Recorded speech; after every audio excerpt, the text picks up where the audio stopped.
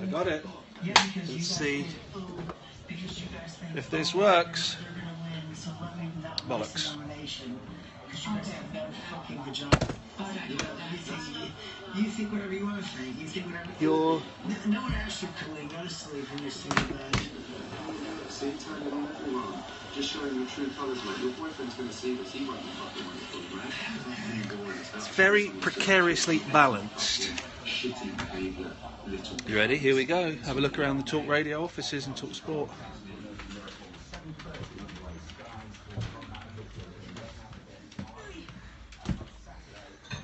Guys, you're streaming live, so just curb your casual racism.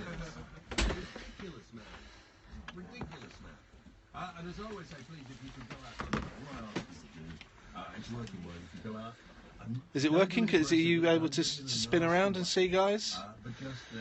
Are you 360ing? You can look around. See all this? Yeah. Let's go and film these twats. Look at these twats.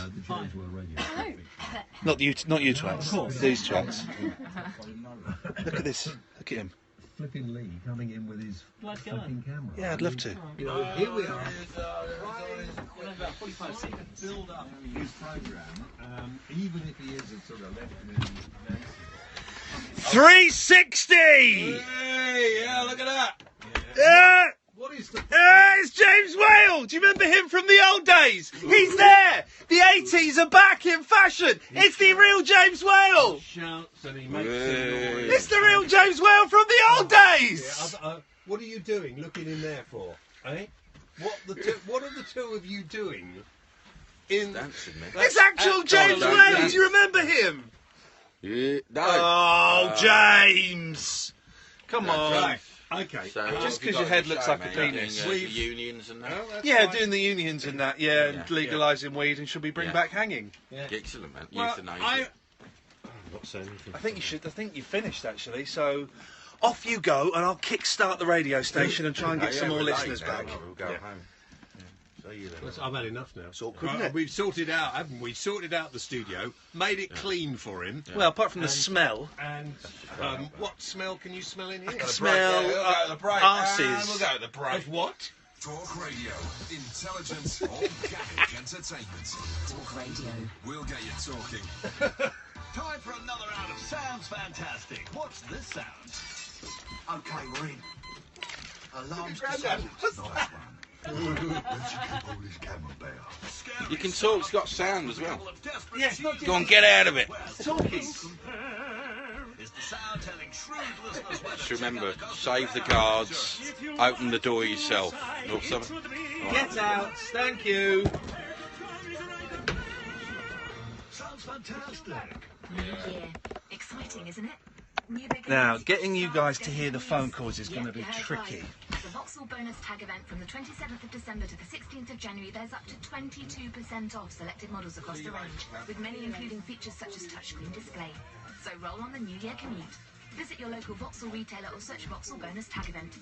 Participating retailers only. Selected stock only. Limited period. Registrations by the 31st of January 2017. Offer not available with any other offers. Full T's and C's apply. So you can see all around. Is it working? I'm going to struggle to get it. What's weird is it's doing a mirror image.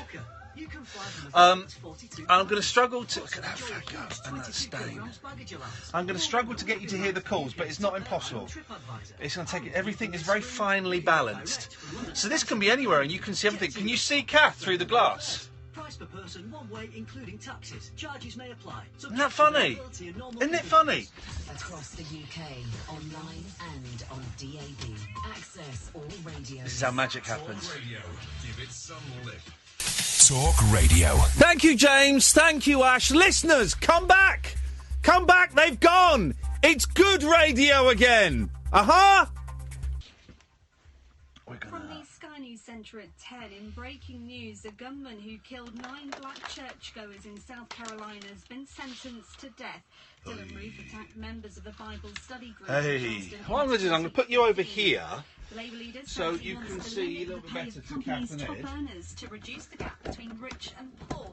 Jeremy Corbyn's proposed introducing pay ratios. This is not about limiting aspiration Now, or penalising success. It's about recognising that success is a collective effort and rewards must be... Getting headphones. Can you see them now? Branded his earlier suggestions of a Now. national wage cap as idiotic. How are we Police gonna- are still questioning a 15-year-old girl after the death of a Getting you to 7-year-old here girl. is going to be 10-year-old tricky. was found with serious injuries near playing fields at Woodthorpe yesterday. Speaking earlier, Detective Chief Inspector Dave Ellis says it's a particularly sensitive case. Specially trained officers supporting... Well, that's no good, 'cause that covers the extremely difficult lens. time for them.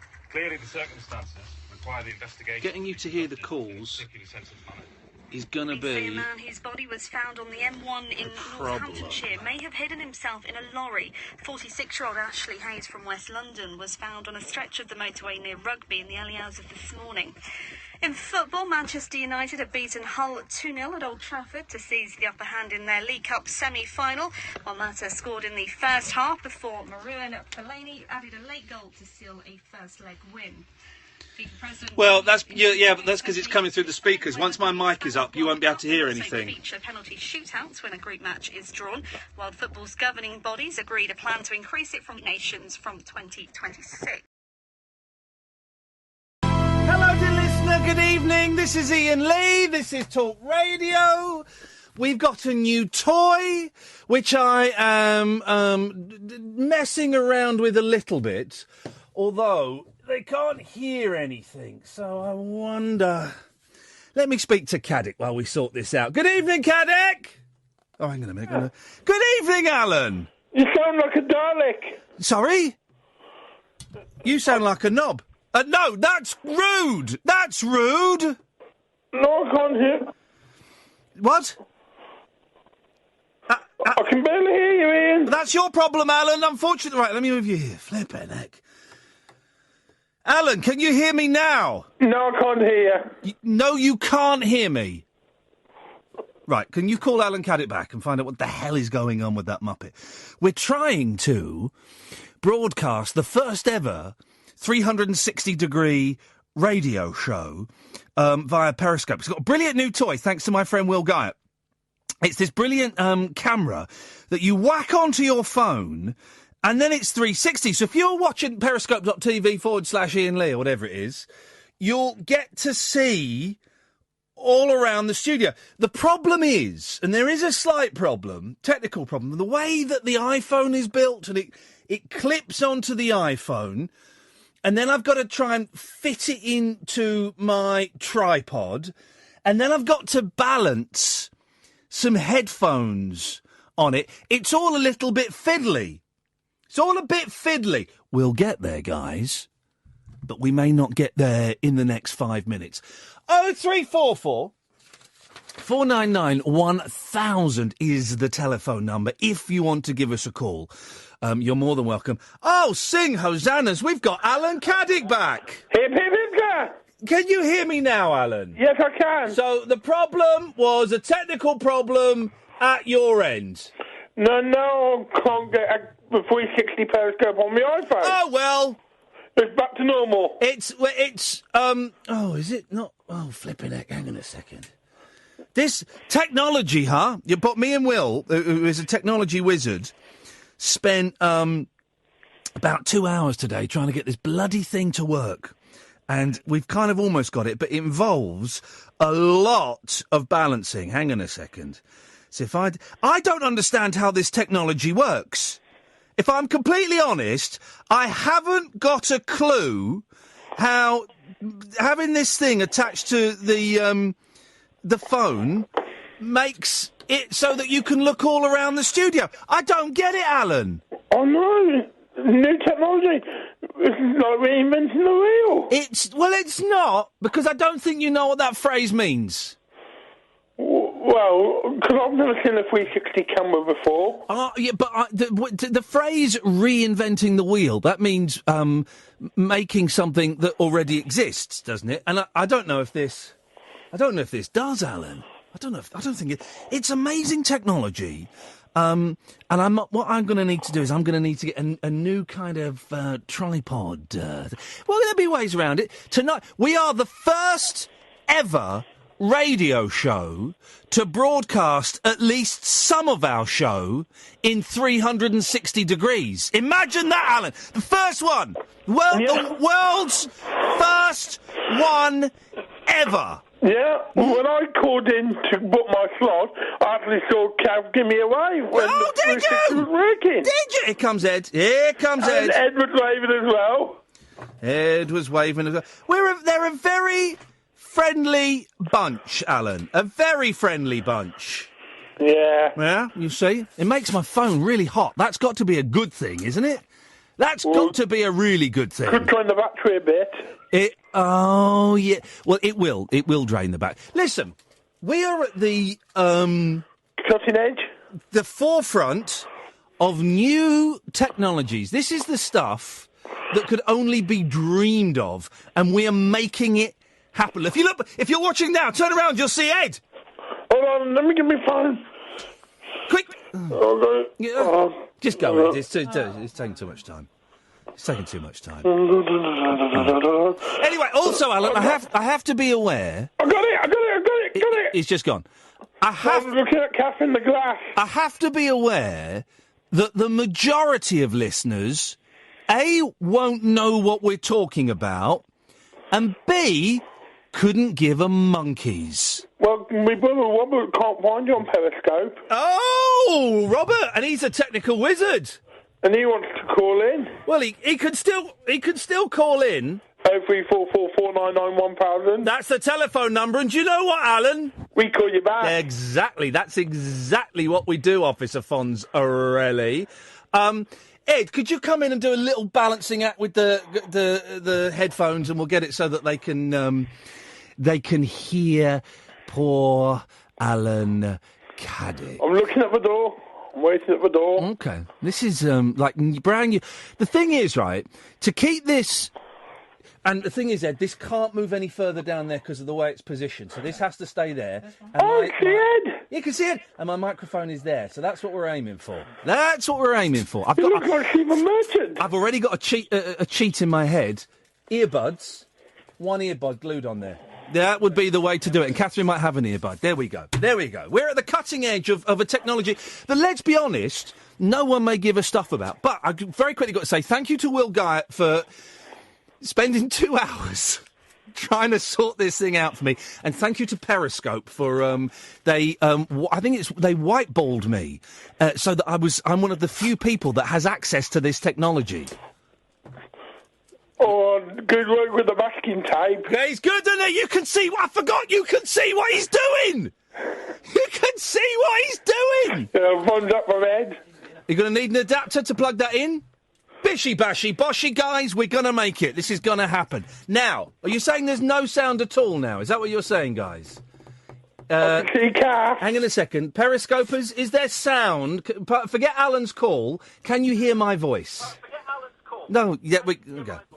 We're going to. I promise you, we'll crack on with the show in a minute. I promise we'll crack on with the show in a minute because I know that for 99% of the people, they don't give a stuff about this. But I have a massive geeky semi right now because we are literally the first. It's got to point down.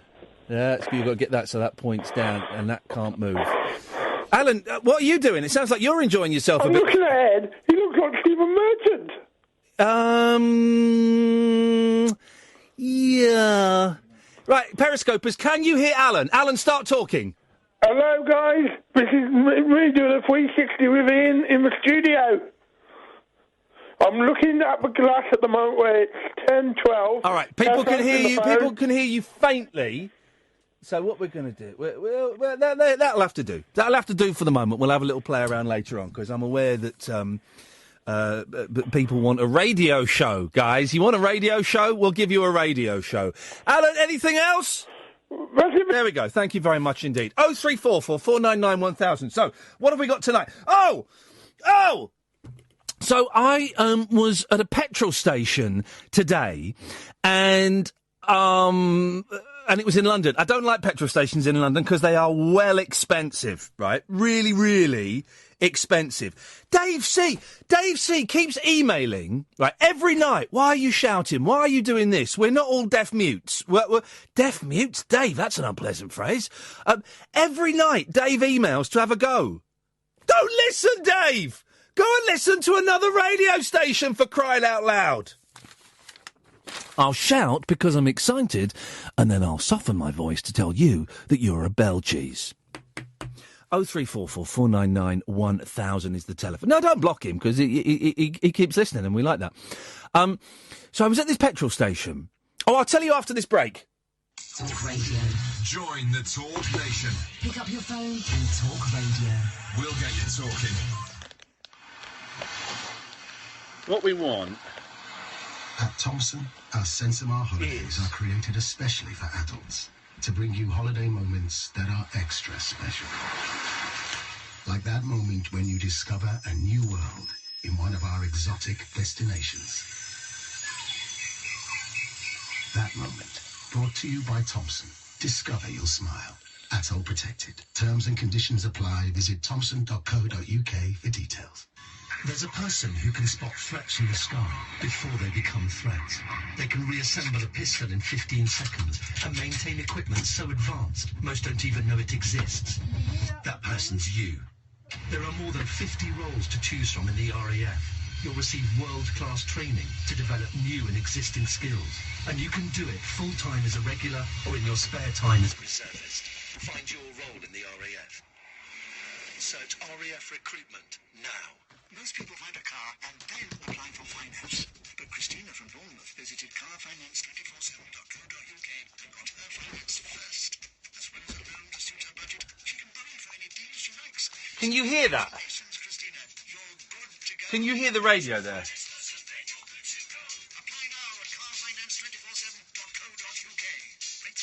Yes, you can. If I turn it down a bit, we've got it really loud.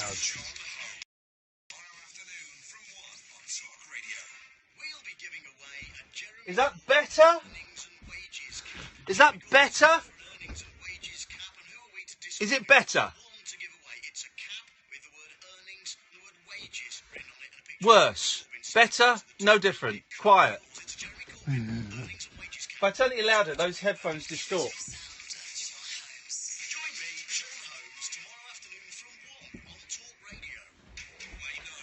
Early days, guys, early days. So, went to a petrol station, because I had no petrol. And I went in, and my petrol tank is on the right-hand side. So I pulled up, and I only put 20 quid's worth of petrol in, because it was in central London. Never put a full tank in central London, because it would cost you an absolute fortune. 20 quid in. And as I was doing it, before I'd even finished, someone was beeping their horn. And I looked around, and all I could see behind me was a posh car being driven by an older woman and like a big silver van. I thought, why is a silver van beeping? But no one was, I couldn't see anyone looking at me. So I finished putting the petrol in, and I walked towards the shop, right? And there was the posh car behind me, this older woman, had to be late 50s, early 60s. Leant out of the window and went, "Could you move your car forward, please?" And I thought, because I was on the right-hand side, I thought maybe I was blocking access to the pump on the left-hand side. And I looked and I thought, well, she can probably get through there, but I'll move forward a couple of foot so that she can get to the left-hand side. So I moved forward a couple of foot so she could get to the left-hand side. And I got out and then went back to the side. Well, she goes, no. Move all the way forward. I said, what? She said, no, move all the way forward. I said, well, why? Why do you want me to do that? So that I can put petrol in my car. And I said, well, right, a couple of things.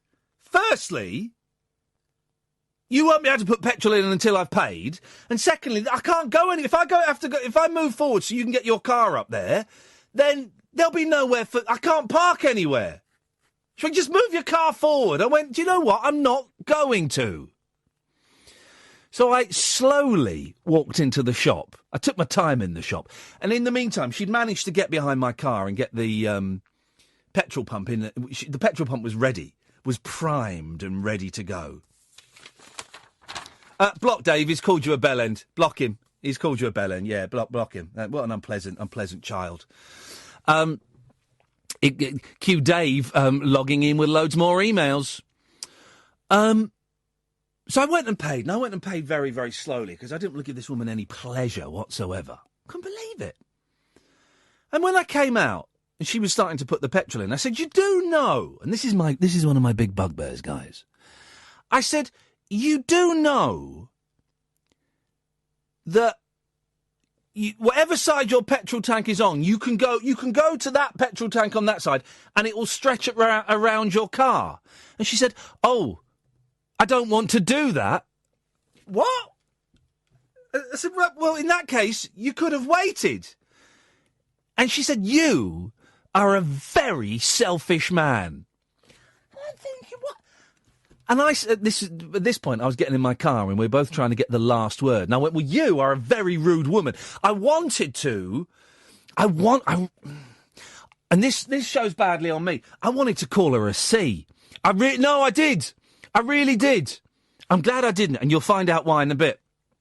And then she said something else, and I just leant out of the car and went, "No, you are a rude woman." Then I slammed the door, so I got the last word in, and I drove off. And I'm glad I didn't call her a C. A, because that would have been demeaning to me. That would have been demeaning to me and to women.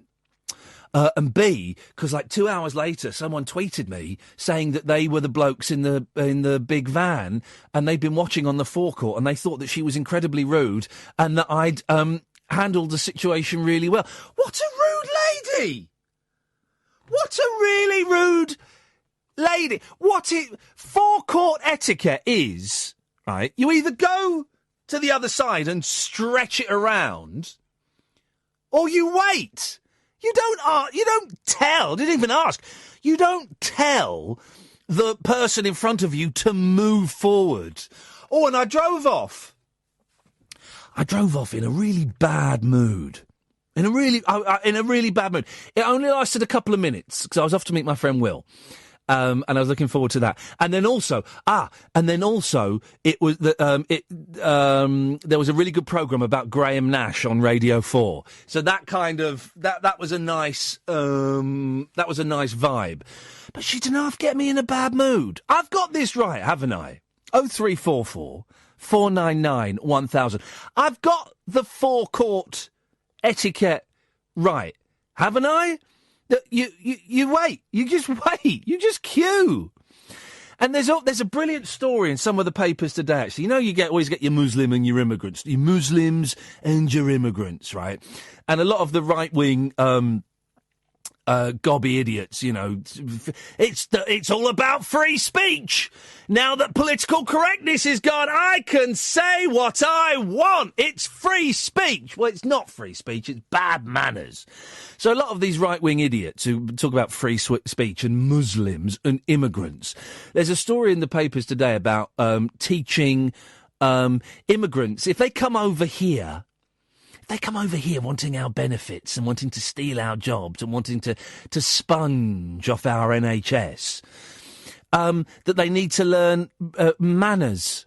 They need to learn manners and they need to learn how to queue. Well, this was a posh old English woman who didn't have any manners and didn't know how to queue. It was a posh old... It wasn't a Muslim. It wasn't an immigrant. She might have been a Muslim, I don't know. I doubt it. Looked C of E to me. There I am making assumptions about people just because of the way they look. But she wasn't a Muslim. She wasn't an immigrant. She wasn't some horrible foreigner coming over here not knowing. She was a posh British... I tell you, the rudest people are posh people. The rudest people in the world are posh people. Because they expect everything to be done for them chop, chop. Chop, chop. That's what they expect, and that's what this woman expected. I couldn't believe it. And you know me, I'm full of self-doubt and self-hatred, and I did spend a little bit of the afternoon thinking, well, was I in the right? Could I have done something better or something different?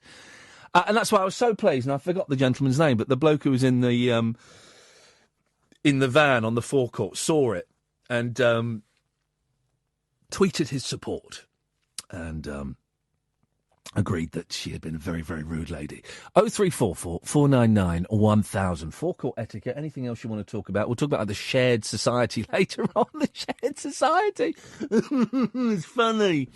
If you're watching on Periscope, periscope.tv/Iain Lee, the world's first ever 360-degree radio show. What that means is if you're watching on your phone, if you move your phone around, you can look all around the studio. And if you're on your computer, I think if you drag your cursor along, you can look all around the studio. You can see Kath through there. You can see Ed through there, hiding. There they are, waving.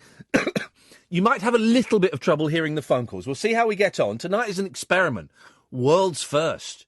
We've beaten everybody. We've beaten everybody to this technology, so we may not get it 100% right. Let's try Angela. Hi, Ian. Hey, Angela. I'm waving to you. I can't see. I can't see you. Mhm. But it's a start. It's certainly so. That would be. I've convinced my children that when I'm on television, I can see everything that they're doing, and they totally believe that. They believe that I can watch, and their friends as well. For some reason, their friends watch me when I'm doing Sky News, and they keep coming up to me and going, "It's only fish and chips," which was something I did on Sky about 3 months ago when we were talking about people complaining that fish and chips make you fat, and I went, "It's only fish and chips." And so they're kids, but I tell all the children, I can see you guys. I can see you. Oh, do you know what? Because I've got in the corner, I've got it on my Kindle. Yes. And in the corner, I can put you on the speaker like that. Oh, there you go. You see, living. We don't now because it'll get confusing because of the time delay. I know. Yeah, you see. I wanted to show you. But what we need to do, I am aware that this is a radio show and that we are flirting with little bits of technology and this only appeals to minority. But what we need to do is, if you're lucky, if you see the sofa in the back of the studio, I really want to get like someone famous. Turn it off, Angela, because it gets confusing. Oh, sorry. That's all right. Yes. All right, yeah, I can see the sofa. Right, what we want is someone really famous like Anthea Turner or Duncan Bannatyne just sat there, or Adam Mann, just sat there for the whole thing. So you see them, but they never speak. Yeah, that would be good. That's what we want. You need to put a light on there, though, so you can... No, they'd be shrouded... They'd be in the dark. Shrouded in darkness, yes. That's what we like. That'd be nice. Mystery. Or we could have a game. You have a celebrity and they have a bag over their head, right? And you have to guess who the celebrity is with the bag on their head. That'd be interesting, wouldn't it? It would be interesting, wouldn't it? Particularly with some celebrities, and if it was a plastic bag. I am joking, of course, guys. I am joking, of course. Anyway, Angela, why have you called in this evening? Well, I just wanted to tell you I got it on my Kindle and it's pretty good. It's really clear, for Kindle. Well, now Kindles, they're the books. They're the computer books. This Kindle, you can get everything. Like, it's a HD5 or something like that. Oh. The Kindles, they have different ones. Yes. And this one's like a bit digital, and I could get the roof. I can get Kath and Ed. All the lights, everything. Well, it sounds, Angela, it sounds to me like you are living a technological dream. Oh, yeah. Well, that's all we can hope for. We're living in the future. Because I love all the technology cameras that are out today, and you can get all certain the things technological on it. cameras. There's a lot of cameras out. Angela, listen, I can sit here and wax lyrical about all the technology cameras, but I should move on.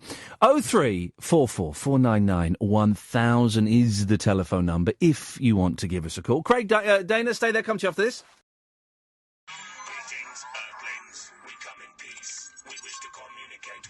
leader. I'm Howard Hughes. Join me this Sunday night from 10 for a trip into the outer limits. Untwist the lid on Talk Radio's specimen jar of the psychic, the supernatural, and the simply unexplained. The Unexplained with Howard Hughes. Sunday night from 10. Earth time on Talk Radio. Late night Iain Lee. Unfiltered night talk with the original king of unconventional conversation on Talk Radio. We have ways of making you talk. 03444991000. If you're watching on the 360, I appreciate your patience. We'll have I know it's a bit quiet on the phone calls. We'll have a little fiddle with it during the news at 11 to see what we can do. There's not that much we can do. Now I know what the camera... Because I only got the camera this afternoon. Now I know what the camera looks like. It kind of clips. You have to turn your iPhone upside down, and it clips in the base of the iPhone. But now we know what it looks like. We can work this out, me and Ed and Kath. We can sort this out, can't we, guys? Can't we? There must be something we can do with sticky tape. I know exactly what we need. We need the earbuds that aren't... No, we need the flat one. I've got it. I'll sort this out. Craig! Ian. Good evening, Craig. It's good, this Periscope. Enjoying it? Is it all right? I mean, the novelty will wear off of one man in a studio and two people on the other side of the glass. Imagine if we had a band in here, huh? Imagine if we had like a Beatles tribute band in here or something. Or Salt and Pepper. Imagine if we had Salt and Pepper in this studio right now on the 360, so you could Spinderella. Don't mention Spinderella because I think they fell out. But you could look at me, then you could look at Salt, and then you could look at Pepper. You could look back at Salt, then back at... That would be awesome. And do you know what, guys? That might happen one day.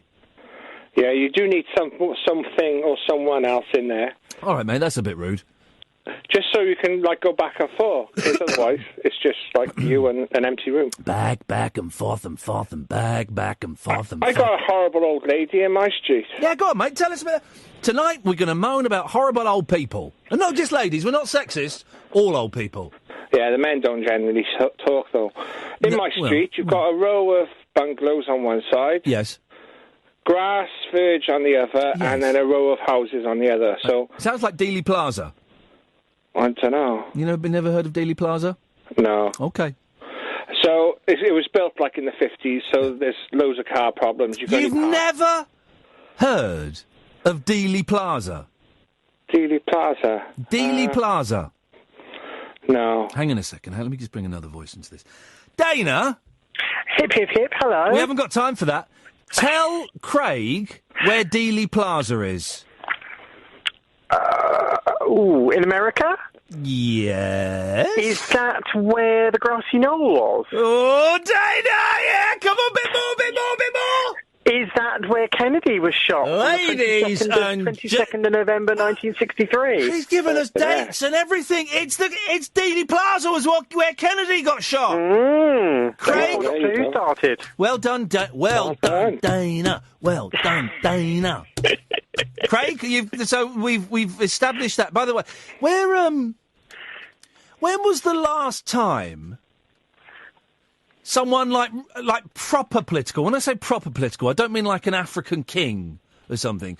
When was the last time someone I would have heard of was assassinated?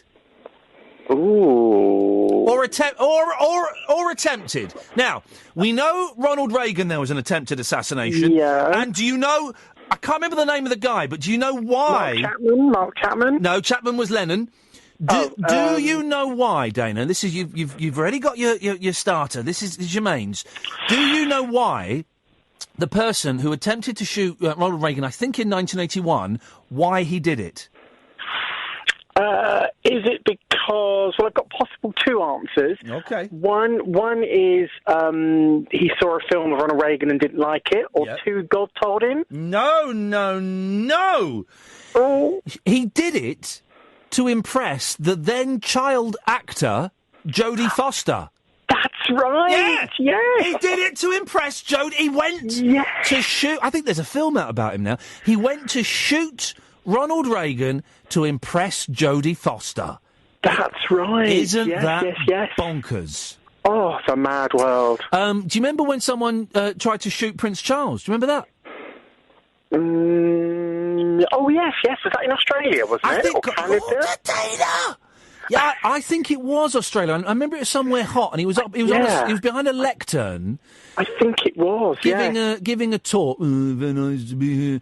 And then there was like gunshots, and these blokes kind of piled on him and dragged him off stage. His bodyguards piled on him and dragged him off stage. That's what happened. So there's that. People are saying Benazir Bhutto, but I don't really think that counts. No, I do remember the time someone threw a shoe at. Wasn't it George Bush? Beautiful. That was in Iraq, wasn't it? Yeah, I think it was. They threw a shoe at him, didn't they? Yeah. It's a sign of disrespect yes, to toss it is, isn't it? your shoes. Shoe. Yeah. Now, was Gaddafi was killed by his people, wasn't he? He was killed in a very... He was killed in a very, very unpleasant... Yes. A very unpleasant way. Yeah. Really... Yeah. You don't really... There might be children listening, and we don't want to give them nightmares. All right, okay, all right, Craig, let's get you back in the game, okay? Because Dana's sailed away there, 15 points. Nice work, Dana. Entertaining and learning tonight. Craig. Here's a question for you. Going to give you a name. You tell me why this person's famous. Yeah. Simple. Well, yeah. Simple. Show business. Right. Michael Ryan. No. Just have a think about it. But I would say about 1982, 83. Michael Ryan. Not the. Oh well. Go on. Not the Jill Dando guy. No, we don't know who... Well, here's the thing, we still don't know who Jill Dando was, who killed Jill Dando. There was that gentleman who was a Freddie Mercury obsessive who went to prison for a few years, didn't he? Well, what was Barry George? Yeah. Who went to prison for a few years and then was found, to be wrongfully convicted. And I think they released Barry George... And I don't think he got a penny in compensation. No, I don't think he did. I don't think he got anything, and he was still treated with contempt. And, some of the theories about who killed Jill Dando, was it Ukrainians? Was it because she was investigating a paedophile, celebrity all kinds of strange stories. On Crime Watch, wasn't she, at the time? She was on Crime Watch, yeah. God, that was an horrific story, wasn't it? Oh, yeah, Barry George made thank you, Kath, made a compo claim. Definitely. Quick, if you're watching, turn the camera around, there's Ed. So, who is Dana? Who is Michael Ryan? I know this. Of course you do. Go on, you can tell us. Yes. Do you want me to say? Yeah. Hungerford. Oh, yeah. No. Was he? Michael Ryan? Sure, no, I thought... All right, okay, I'm sure he was in Hungerford. Steward's inquiry. I thought Michael Ryan was the guy that broke into the Queen's Buckingham Palace. No, that was... hang on.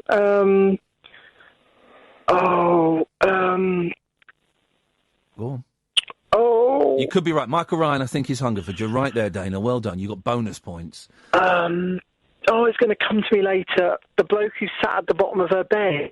The cup. Fagin. Michael Fagin. There we go. Where's he these days? Is he still in prison? He can't still be in prison 33 years later. Locked up in a cell in the tower, probably. Well, he was mentally ill, wasn't he? But obviously he was canny to be able to get in there. He wasn't stupid. But he was at the bottom. He was at the bottom of her bed for something like 30 minutes, or something, wasn't he? She was chatting to him. Yeah, all nice and calm. Yeah. She offered him a cigarette or something, didn't she, as well? Did she? Offered him something. No, I don't mean that. No. I wonder if he's... I wonder if he's still alive. And I tell you, and I'm not saying any of these names to make light of them, by the way. These are names that were really big. Do you remember this? And I remember this, and I was thinking about this the other day, and it's such a sad story. Mr. Kipper. Mr. Kipper. Remember Mr. Kipper? Do you remember that? Sad story, no. No. It was Mr. Kipper was the appointment name written down. The last appointment that Susie Lamplugh. Oh, the estate really? agent. Oh no! Again, no. 1982, 83, I think, maybe 84. And that was and I was thinking that the So other day because, of sad. course, now because we have the Susie Lamplugh Trust, who not only talk about people going missing, but also sexual crimes against women and stuff like that. And someone from the Susie Lamplugh Trust was on a radio station talking about an horrific story.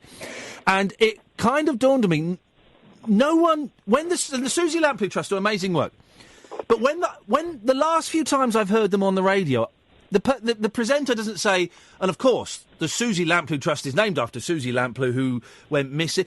And I think a lot of people don't know the horrific... 86, was it? Was it late as 86? Don't know the horrific story behind that thing. Susie Lamplugh, an estate agent, and she had in her diary going to meet Mr. Kipper at 10 minutes past 2 or something, and was just never seen again. disappeared. Never seen again. And unsolved to this day. What a tragedy. What a tragedy. It's terrible, isn't it? It really is. And you do think, all of these things get solved eventually. There are so many horrific mysteries where nothing's even found. No bodies are even found or anything. Incredible. Like you say, in this day and age, with all this technology as well, and your heart just goes out to the families. These terrible, terrible events, and I don't know how people manage to rebuild their lives, if at all. It must be awful to lose someone. Yep. Oh, well, people seem to, but who knows what's going on. Hey, listen, we've got to go to a break. Craig and Dana, and we've not even got to the point you've called in for. We'll come back in a second, I promise. 0344 499 1000. Late Nights with Iain Lee on Talk Radio. Across the UK, online and on DAB. Talk Radio. We have ways of making you talk. Businesses like our cars. So you're struggling to hear the callers. Is that correct? Or 2 of you, 5 of you, or even 100 of you. It's why we designed the stylish and spacious Mazda 3, the large and luxurious Mazda 6, and the versatile Mazda CX-5. So whatever size business you are, Mazda to suit. It's all right. Around you, so you and your car feel as It's one. because I'll take a picture of it because it's doing a weird thing to my phone. You have to have the iPhone upside down, and it plugs into the power socket of the iPhone. Okay, sound is okay. All right. Well, that's good. That's our minimum sound. I think we can make it better with a little bit of magic. But so the phone is upside down. It's plugged. Camera is plugged into the power socket. Camera facing me. Camera on the other side. Here comes Ian. Turn round, quick. Hi. I reckon the headphones may be better because they act as a little mini speaker. Okay. How are you going to do that? Mum would say, get them down. Take it there. Yeah. All right. They're saying it's all right. It's okay. They're saying it's okay. But let's in the news at 11. Let's have a go, and see if we can make it a little bit better. But that's our minimum, and that's a good minimum. People are okay with that. People are saying the perspective is a tiny bit off because yes, one camera is slightly higher than the other. It's a strange design. Yeah. But it's a little device though. It's great, isn't it? Just works on iPhone. Does it work on Android?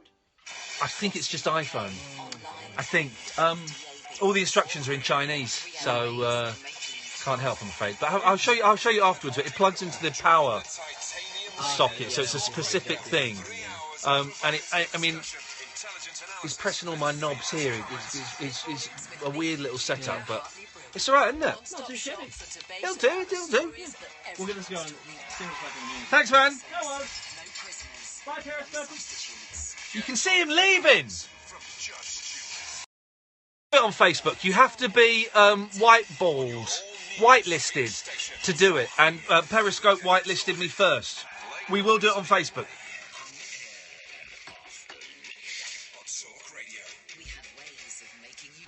Oh 0344 499 1000 is the telephone number. You can watch us on 360. You can also, if you've got the virtual reality headsets, you can watch us on that, I think. With the box... Well, the box is in the other room. But the box that this bit of kit comes in, it's one of those cardboard virtual reality things. So you slide your phone in and you can wear it. I don't know why you'd want to do that, but you're more than welcome to. Craig and Dana! Dana and Craig! We've got Hello. you. We're here, Craig. What, you kick us off, Craig. What you got for us? Yeah, I was on about the horrible old lady in my street. So parking is a bit awkward sometimes. Yes. You rarely get to park exactly outside your house. A couple of cars up or down, you might get in. Yeah. But I've been in this street, 14 years. And about 6 years ago, I didn't know that this lady always had her car outside her house. Well, that's a thing now, is it? Well, she's got a blue badge, but it's not a disabled bay. Right, okay. I didn't even know she had a blue badge at the time. Yeah. So I must have parked out there a Saturday night. Sunday morning at 10 o'clock, it's pouring down rain, get a knock at the door. Yeah. And she's there saying, "You parked in my space." I was going, "Oh, You parked in my space, young man. Get out of the bloody way."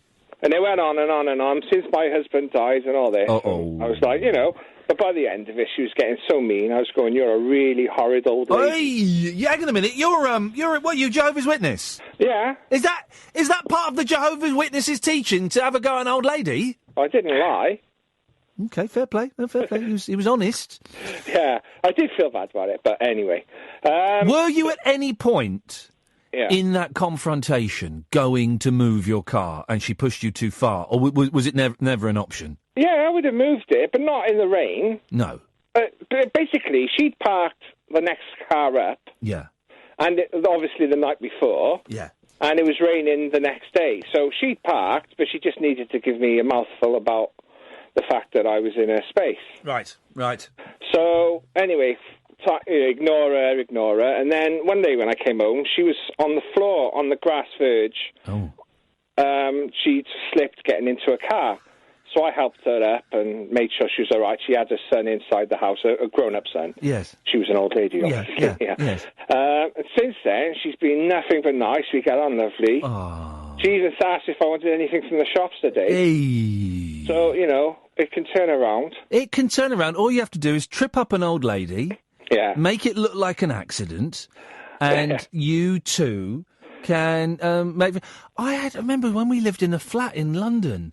I had an argument with the old lady next door. She was what was it about? She was really rude to my wife, and while my wife was pregnant, and I can't remember why. They had an argument about something, and she was really rude to my wife.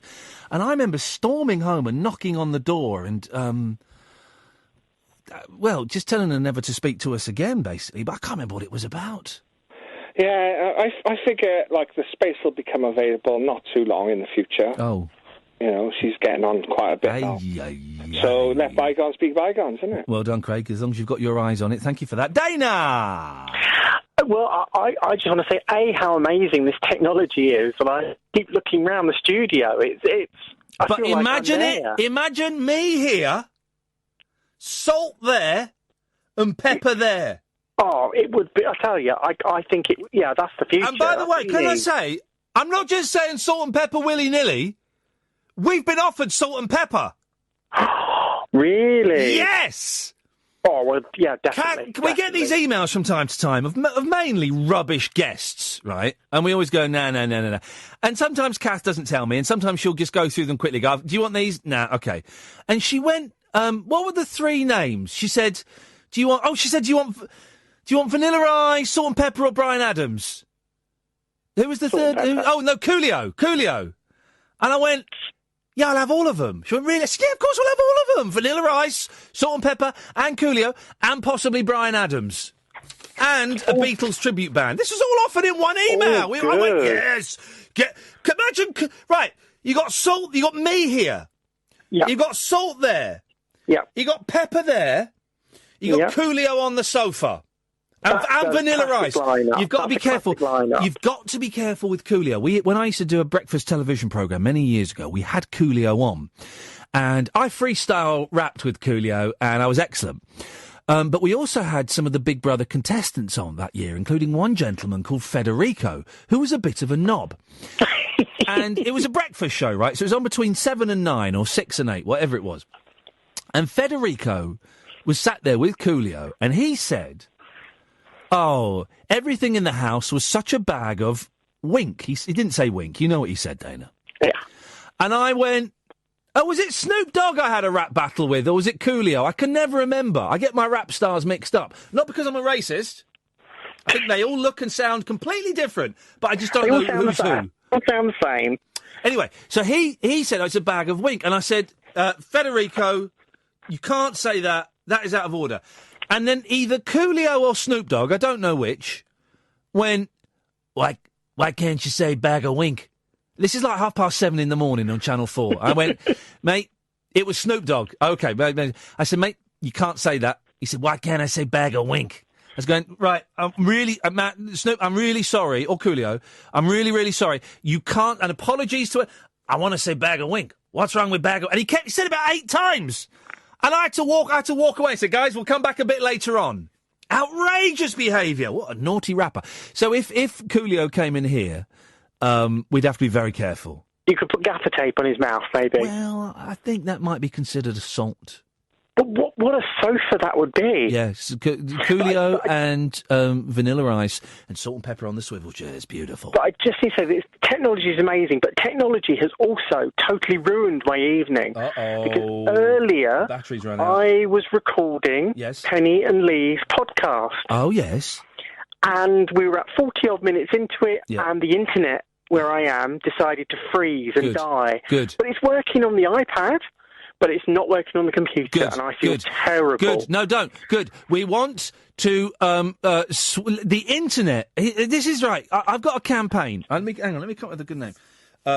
So it's going to be switch our internet off. No, that's soil.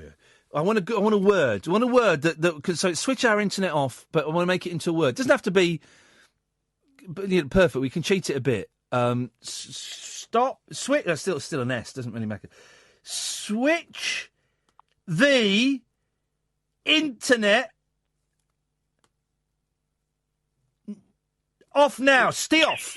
It's close. It'll catch on. It is catchy. No, hang on. Stop. Switch the. Oh. Let's work backwards. Think of a word. Stop. So the word's going to be stop.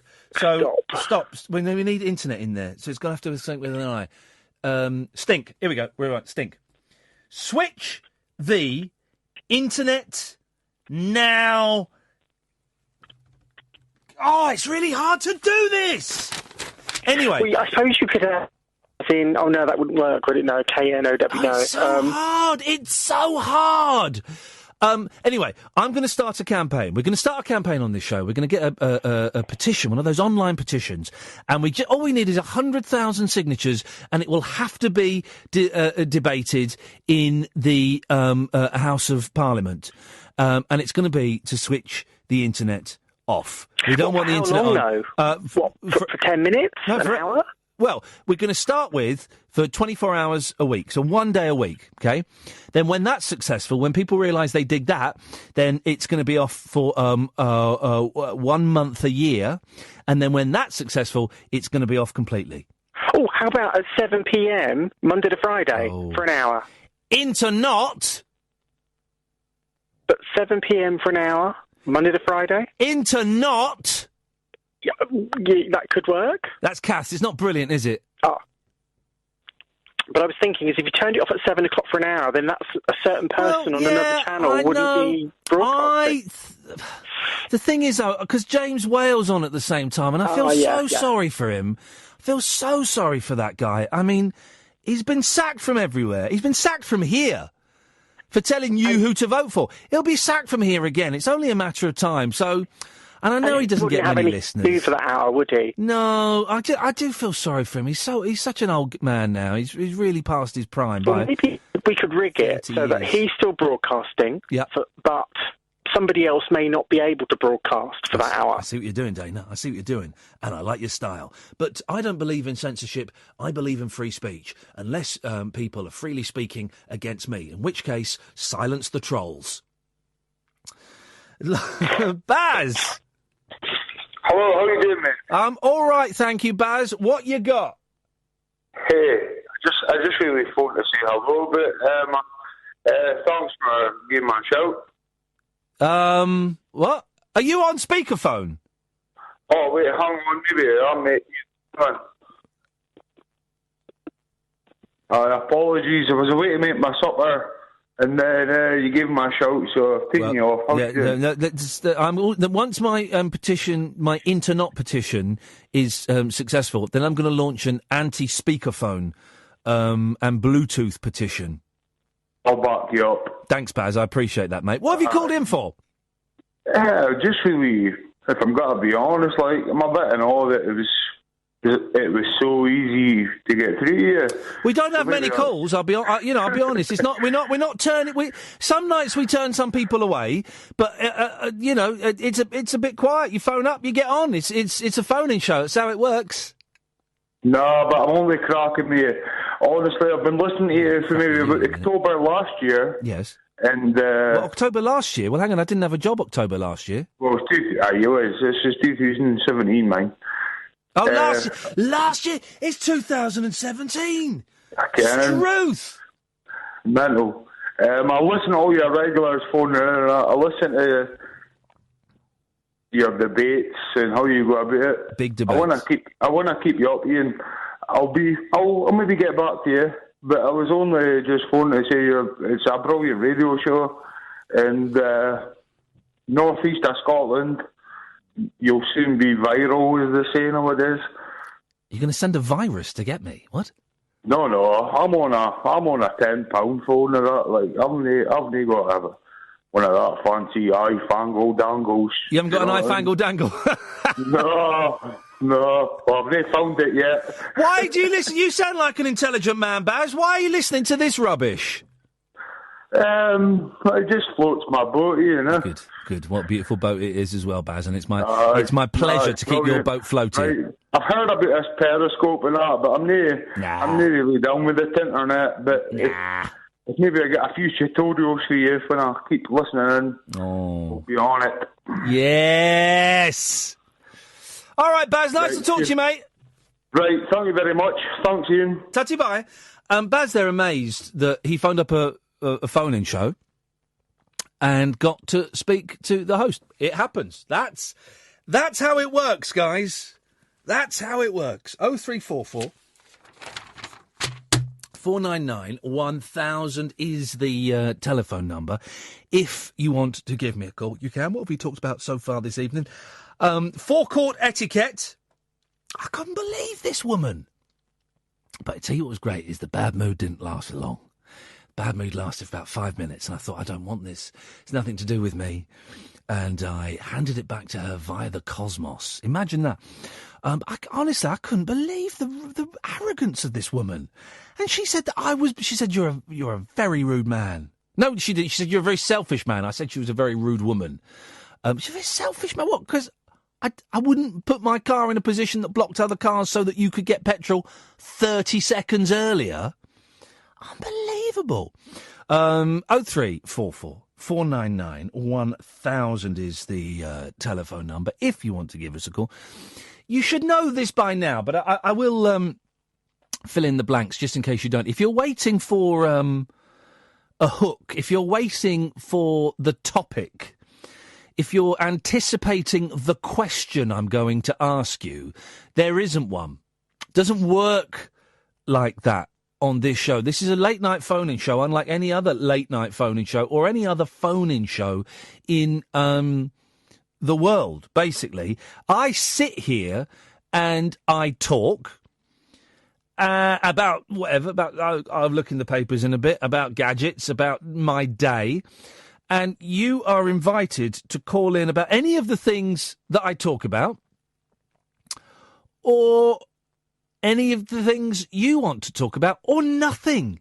If you want to phone in and talk about nothing, you can. You know, you just want to check in and say, do you know what? I made it. I made another day. I survived another day, guys. And hats off to that. You can do that. There's no phone calls at the moment, so now would be an excellent time to call in. Otherwise, I'll just sit here and chat to you, which I'm quite happy to do. Those are the shows that I get paid for when people don't phone in. It's up to you, man. It's all groovy. I'm not going to lie and say we've got loads and loads of phone calls like some people do. I'm just, we haven't got any phone calls. So, no, we've got one. I can see one calling in. So if you want to call in, you're more than welcome to. 0344 499 1000 is the telephone number. We call you back, and yeah, you can literally call in about anything you want. With that in mind, I'll leave it up to you as to whether you decide to pick up the telephone or not. Luke, I'll come to you after the news. Late Nights with Iain Lee on Talk Radio. Talk Radio. Truth, it's hot. Entertainment, and we're not afraid to use it. Talk Radio. Right, that's it. This relationship is over. Eric. When I think of the money I spent. Very hot. But it was never enough, was it? There was always something else. What was it you had to have last time? Eric. A starter motor? At Van Monster, every van is covered by our price match promise, our unique 5-day money-back guarantee, and includes a 6-month warranty. Terms and conditions apply. Find your perfect work partner at vanmonster.com. I'm leaving you for a younger van. Trade points, trade points. One stop, get a lot. Trade points. At Trade Point, we'll help you kickstart a range of low-priced trade essentials, perfect for filling up your van, like tarmac post-mix concrete, just £2.90 per 20-kilogram bag. Hurry, when it's gone, it's gone. Excludes VAT at 20%. Trade Point members only. Trade Point. Whether you're saving up for a trip to paradise or building your dream bathroom, the money you're putting aside is perfectly safe, protected by the FSCS. Should anything happen to your bank, building society or credit union, it's completely automatic, free of charge, and you'll normally get your money back within 7 days. You'll probably never need us, but it's good to Hello, everybody. Thank you again to. But can you, what are you listening to? You, me? Across the UK, What? online and Thank you to Periscope for all of your lovely, lovely help. Lovely help. give it some lip. Talk Radio. 03444991000. We can't read extracts from James Whale's book. No. Why would we want to inflict that on the poor listener? For goodness sakes, that would be awful. Late Nights with Iain Lee on Talk Radio. Late Night, Iain Lee on Talk Radio. We have ways of making you talk.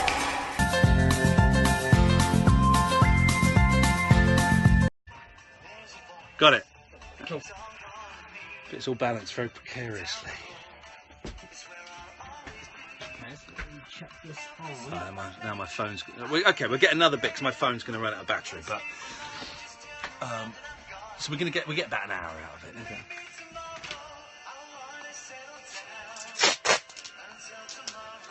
So yeah, earbuds would work, but yeah. I mean these are obviously like Okay.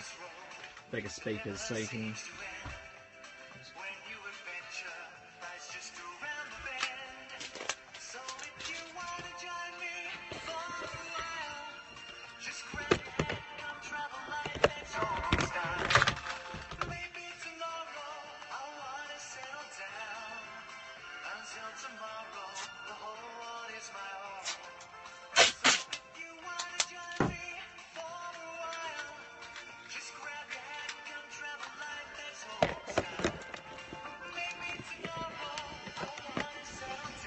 Kath, rack it up.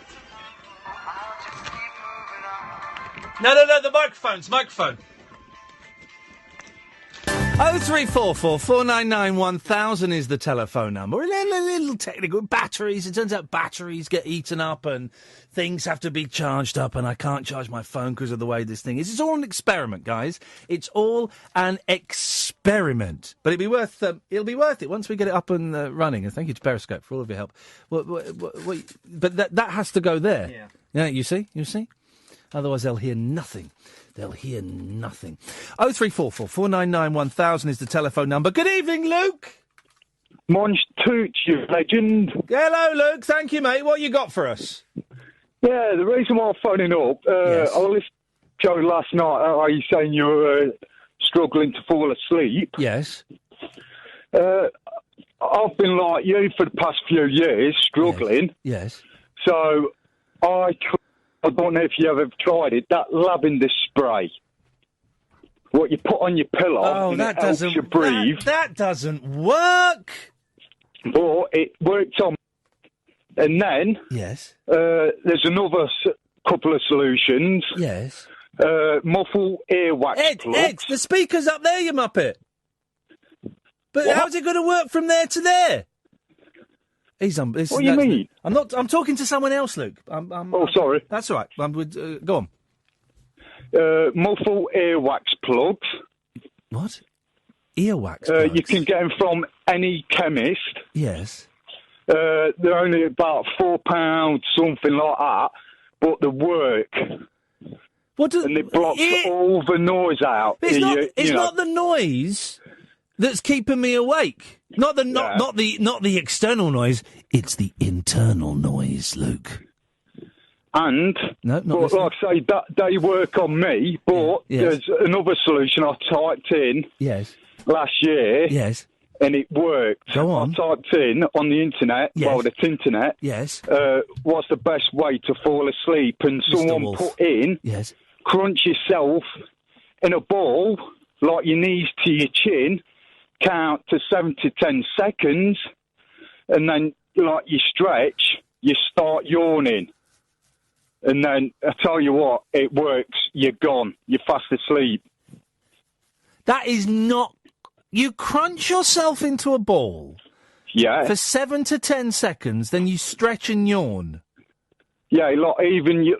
It works. It works on me. It might sound stupid. It does sound stupid. But it works. It does. I'm going to give you that. It does sound stupid. That cannot possibly work. It does. Try it. I'm going to try it tonight. Everybody's going to try it tonight. Aren't you guys? But I... Or just type it on the internet. What? Well, type what? Just type in what's the best way to fall asleep, and it came up on that. What number did it come? All right, hang on. What's the best I can't remember. Like I say, it was last year. What's the best way to fall asleep? It says here, taking a phone call from Luke. Fair dues. It says Happy here. days. Here we go. This is the one that comes up. Place the tip of your tongue behind your 2 front teeth. Exhale completely. Close your mouth. All right, close your mouth. Inhale through your nose for 4 seconds. Hold your breath for 7 seconds. There's the 7 seconds again. Exhale completely through your mouth again for 8 seconds. Repeat until you fall asleep. Well, you could be doing that for bloody ages. Yeah, but like I say, when I typed it in last year... That bullshit. I'm not the same situation as you. I struggle to fall asleep. It takes me hours. And then I tried that, what I've just told you, and it worked. And then eventually I thought, I might as well buy them muffle earwax plugs. Blocks you can't hear nothing. And I tell you what, they're brilliant and all. Here we go. Here's I found a thing, top 12 tips for getting to sleep. One of them is press here. There are special points in the body which promote sleep when pressed gently but firmly. Put your thumb on the point between your eyebrows at the top of your nose where there's a slight indent. Hold for 20 seconds. Release briefly and repeat twice more. Next, sit on the edge of the bed and put your right foot across your left knee. Find the slight indent between your big toe and second toe and press in the same way. Finally, this is nonsense, still supporting your right foot, find the point just below the nail on the upper side of your second toe. Using the thumb and forefinger of your right hand, gently squeeze the toe. That's not going to make you go to sleep. Well, like I say, you want to try that remedy, what I've just said, like crunch yourself in a ball and then count 7 to 10 seconds and then stretch. Mm-hmm. But as well, you can crunch your toes together as well. That'll work as well, like if you crunch yourself in a ball. Thanks for calling, Luke. 7 to 10 seconds. No worries. You know those phone calls when people don't listen to you and they have what they want to say, and whatever you say is just an interruption for them to repeat what they've already said to you. The conversation doesn't evolve. You know that? Beautiful. Manny! Hip. I thought I talk rubbish. Sorry? I thought I talk rubbish sometimes. Well, you do. You do. Okay. You do talk rubbish, Manny. Good New Year. I was working, mate. I know. I was on the phone, but You were drunk. I was, yes. Are you back on the wagon now? Because you're allowed to get drunk over Christmas and New Year. That sounds sensible. And then you were going to stop. Have you stopped? I have stopped since last Wednesday. Since last Wednesday. Okay, well, let's see how that goes. Okay. Don't forget, by the way, if you're watching on Periscope on your phone, move your phones. Well, you can't. You're blind. I'm talking to the people. I can't see you. I've got you on, but I can't see you. I'm talking to the people that weren't clumsy at work. Move your phone. Move your phone around, and you can look around the studio. Over there's Kath and Ed. Look. You see? They're waving at you. Yeah, they're waving, aren't they? Yeah, you can't. Oh, busted! You can't see Manny. What you got for us, boss? Nothing, just come to say hello. Hello. And how was your New Year? Good New Year? What? I've just told you I was working. Hey, I've got a good idea. How to get to sleep. Why is this no one listening to me? Is this... What is it? Have all of you lot got together, right, and said, do you know what we're going to do? We're going to phone Ian up, right? But we're not going to listen to anything he says, and we're not going to respond to anything he says. We're just going to go in with our agenda. Has James Whale put you up to this, you lot? I swear to God, I'm going to murder that James Whale. I'm going to get his strongbow and shove it right up his jacksie. Hey, Ian. Yes. By the way, can I just say, if James Whale gets murdered tonight, it actually wasn't me, so don't... And I know I've just said that I'm going to kill him, but if he does get murdered, I was just doing a little piece there.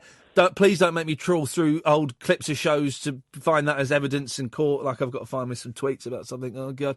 So, the thing about murdering James Whale was a little piece. I have no intention of killing him. He's not got long left anyway. So, yes, Manny! Did you see this lady on the TV this morning? Right, she bought her daughter some boots for £325. Good for her. Yeah, good for her. Hang on. The daughter was 3 years old, yeah? Yep, beautiful. So she sent her daughter to a friend's house, and the other girl must have, sort of marked them. Oh, yeah, I heard something about this, yeah. She sent him a bill for £325. Yeah, and she got 60 pairs of shoes. Yeah, and your problem with that is what? I'm just saying. It's good parenting. What do you mean?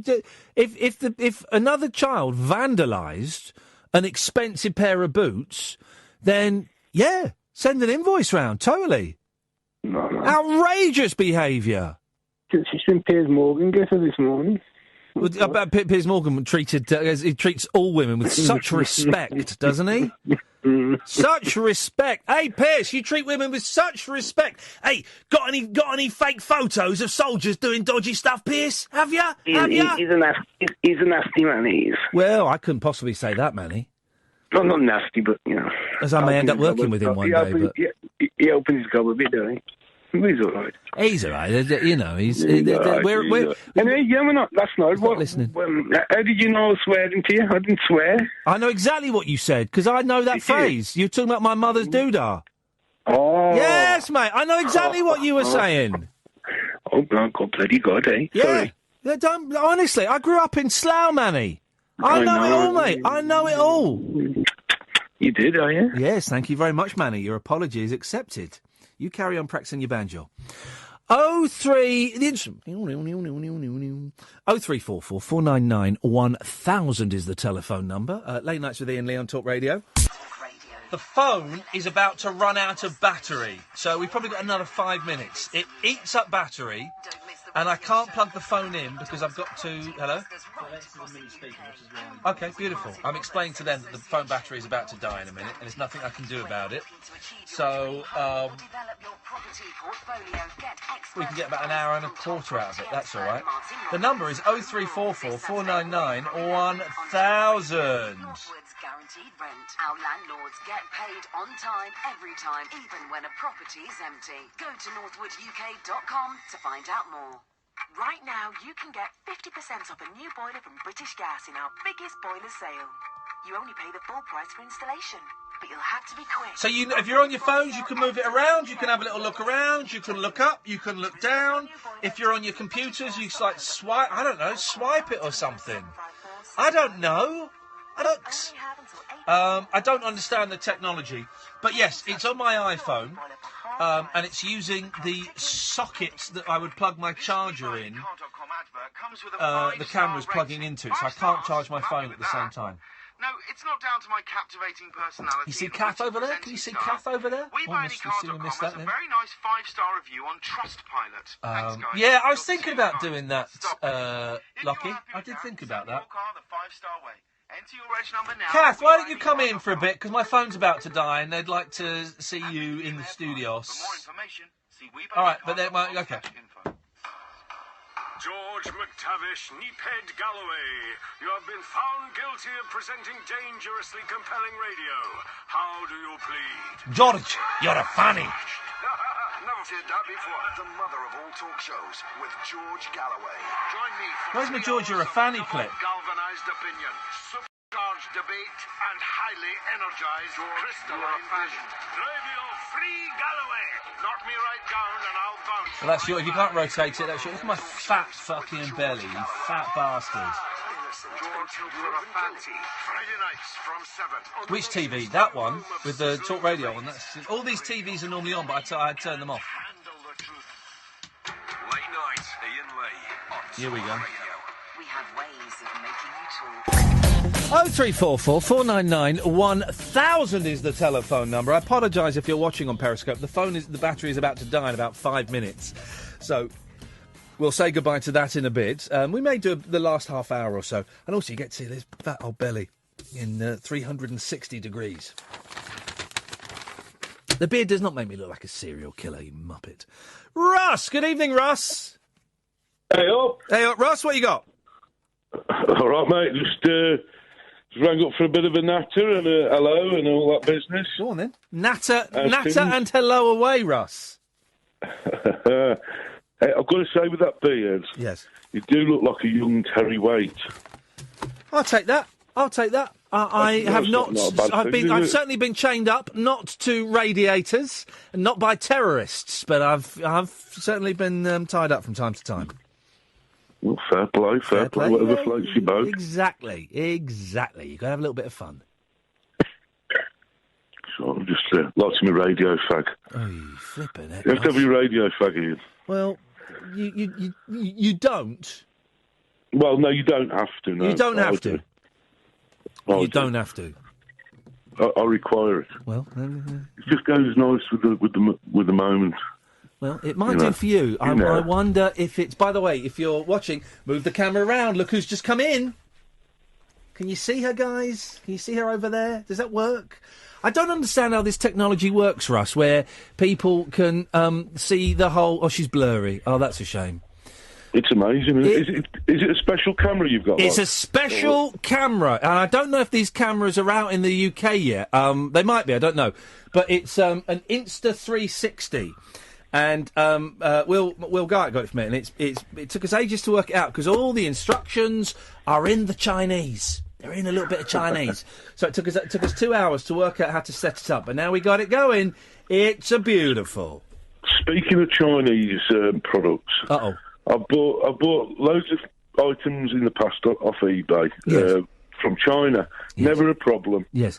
The missus treated me to a new stereo for me fun bus for Christmas. One of them double din ones with like a DVD screen and Bluetooth and all that. A stereo with a DVD screen? Yeah. It's all singing, all dancing. It's got everything. Well, supposedly got everything. Okay. It says in the listing it was compatible with steering wheel controls, which I found out it isn't. What are you? I don't know, what are you talking about, man? What's a steering wheel controls? You know, your paddle controls on your steering wheel for your volume and your adjustments. Well, is this for your car? For me tranny, for my van. But you didn't say that. Oh, sorry. Anyway. Yes. Anyway, I gets it. Yes. Sets it up and everything.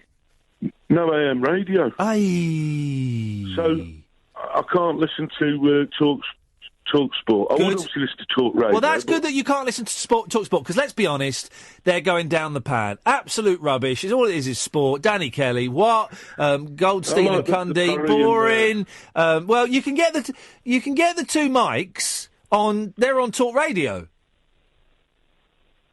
Yeah, true, but I can't get Talk Radio on the stereo unless I buy a DAB. And So what? You can only get FM. Yeah, Well, you've been sold a pup, mate. You've been sold a pup. Well, I've emailed the seller who claimed to be in the UK, but turns out they're in China. And after much complaining, yes, they've offered to give me a full refund and keep the stereo. Hey, that's a bonus, isn't it? Full cash refund, and you get to keep it, even though it's a little bit crap. That's brilliant. No, I mean, it's good in some ways, but I need the AM. I like my AM. I like to listen to a bit of the old... Well, you know what you do, Russ, is you resell it on eBay, so you get a few more quid. Yeah, you get a few more quid, then your quid's in, then you buy another one, and you can listen to old-fashioned technology. I love old-fashioned technology. You can't beat it. Well, you can a little bit with newfangled technology. Well, yeah, but, I mean, it's reliable. It's like... I mean, look at vinyl now. Yeah. Sales are going through the roof. Well, they say that it's not. It's not. It's a bit of. It's a bit. As someone who works in the record industry, it's a little bit of a myth, and it's a little bit smoke and mirrors. Up 25%. Yeah, up 25% from not a lot. Well, yeah, it's still an improvement. It's a 25% improvement, but from not a lot. It's like. You know, I can get 100% improvement on, the number of cups of tea I drink. Well, I've only had one cup of tea today, so if I have two tomorrow, it's 100% improvement. Well, it's something. Russ, thank you, mate. 034 4499 1000 is the telephone number. For the first time ever, in 360 degrees, would you please welcome... Nigel from Maidstone. Good evening, Ian. Good evening, Nigel. Was that Russ who runs the Facebook, Talk Radio Facebook? It was Russ who I think runs a sex club. But is it the same Russ that runs from Lichfield? Yes. But So he's the guy who runs the Talk Radio UK, the Facebook page? I haven't got a clue. I think it is. I'm sure it is. That's great news. Well, why don't you discuss it with him afterwards online? What have you called in to speak to me about, Nigel? No, I just rang in to do another song, if I could. Well, didn't you do one yesterday? No, that was last Friday, I think. You've done one. Has he done one this week? Two last week. Button it. Pardon? Why is no one listening? Why are none of the callers listening to me? Shut up, Catherine. Shut up. Nigel, listen. Shut up. Yes. It's Tuesday, right? Oh, is it? I thought it was Thursday. Is it Tuesday or Wednesday? It's Tuesday, yeah. Right, Tuesday today. Will you shut up, Nigel? I'm not even joking. Shut up. Okay. He might have done one on Friday. So we've got to let him do one tonight. We don't have to. But I had requests earlier. But you're going to carry on playing anyway. It's a good joke. That's a good joke. That's a musician's joke, isn't it? We've had some requests. Monkeys used to do it. We've had some requests, but we're going to carry on playing anyway. Yes. That's a great line, that. Good line. That is a great line. I tell you who I'm going to try and get into tomorrow. Yeah. And it's a year to the day that he died, Mr. David Bowie. Because I'm reading a lot about David Bowie in that Simon Reynolds book. And I might get into David Bowie tomorrow. How does it go? There's a star man waiting in the sky. He'd like to come and see us, but he thinks he'd blow our minds. Oh, and let the children boogie. Let all the children boogie. Do you know any Bowie, Nigel? Hello, Catherine. Hi. Do you know any Bowie, Nigel? I'd have to look it up. I could probably sing the songs, but I've not tried. Is there life on Mars? Yeah, he did all sorts of versions. He had different tones in his voice. He could sing high or low, couldn't he? He could do high or low. Of notes, yeah. He could do the middle as well. There's ones where he sung songs that are really like, well, I'm gonna go down the shop today. You don't remember that one? No, that's a... Well, I'm gonna go down the shop today. Yeah. My name is David Bowie and I'm going to go to the shops. What would you like me to get you, Angie? Would you like some fags? She wants some freaky Give me peas. some freaky peas and some fags. And I might buy a jazz mag. It might be gay, it might be straight, because I don't see gender. I can't remember what David Bowie died of. Was it a heart attack? He died of cancer, wasn't it? Oh, did he? Oh, dear. Yeah. I hope I'm all right, because he was about my age, wasn't he? I'm sure. I love the way you've I don't turned think it. you can catch it off records. No.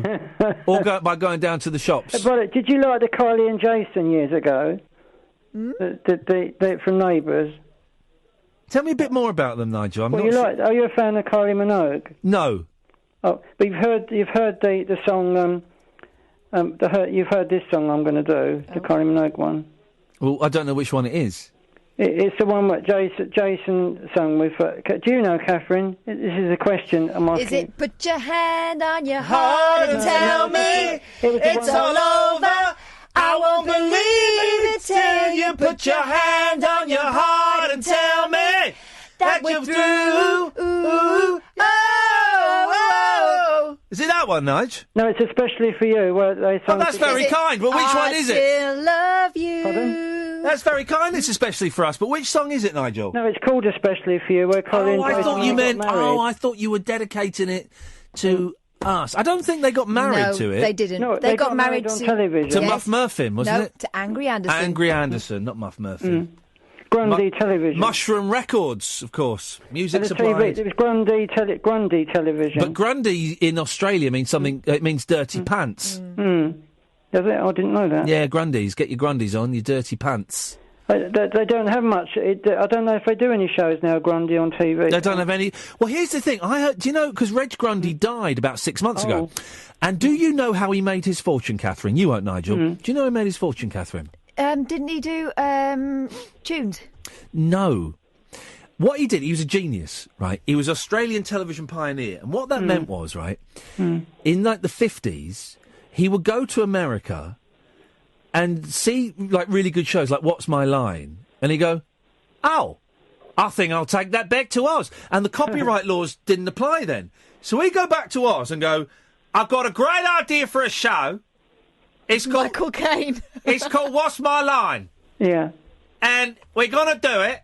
That's not bad, is it? You sound like what's his name now? Michael Caine. Yes, Michael Caine. I've got a great idea for a show.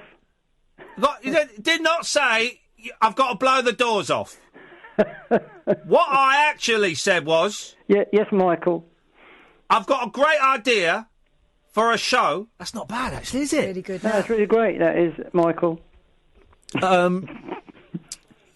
He's mocking you. But that's how Reg Grundy made his fortune. Is he would go to America and nick shows because there was the copyright didn't apply. Like he was, there's a really good program about him on Radio 4 when he died, and he made a fortune from just nicking like What's My Line and soap operas and stuff. He watched the telly with a pad. Yeah, come back and make his fortune. Yeah. Isn't that brilliant?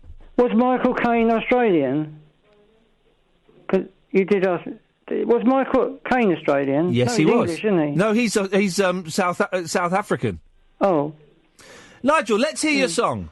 Yeah, I'm singing with Kylie here because I met her. I met her when she was 21. Kylie. No, you didn't. But probably a bit too old for you now, isn't she? In Maidstone at the TV studios. Honestly, at number 73. No, when she came out of the studios in the limousine, I ran after it and banged the window, and they stopped, and I got her autograph. Did what program was it? Number 73. Yes, it was. Yeah. I've still got the recording on VHS videotape. Are you in it? No, I filmed her while I met her outside the studio. Oh, you've got video footage of you stalking a 21-year-old woman. Yeah, but I was only 30 then, because I'm 10 years older than her. Yeah. How old is Kylie? She's 10 years younger than me, or 12 years. 12 or 10. How old is Kylie now? Oh, about 49, I think. About 48. No. She's not 48. She is, because I'm 12 years older than her. So you're 60? No, I'm 59. I'm 59. You don't half sound like Frank Spencer. Yes, BD, I got a bit of trouble. Oh. No, not there you don't. I can't eat beans tonight, Betty. No, I've got to be the trouble, Biddy. Can't eat beans. Yeah, she's 48. Is she really? Yeah, she doesn't look it, does she? No. It's really great. No. I better Although the bang- I face better a bang bit. the tune on then. Right, let's have it then, Nige. Yeah, I've got to start. Here we go. Yep.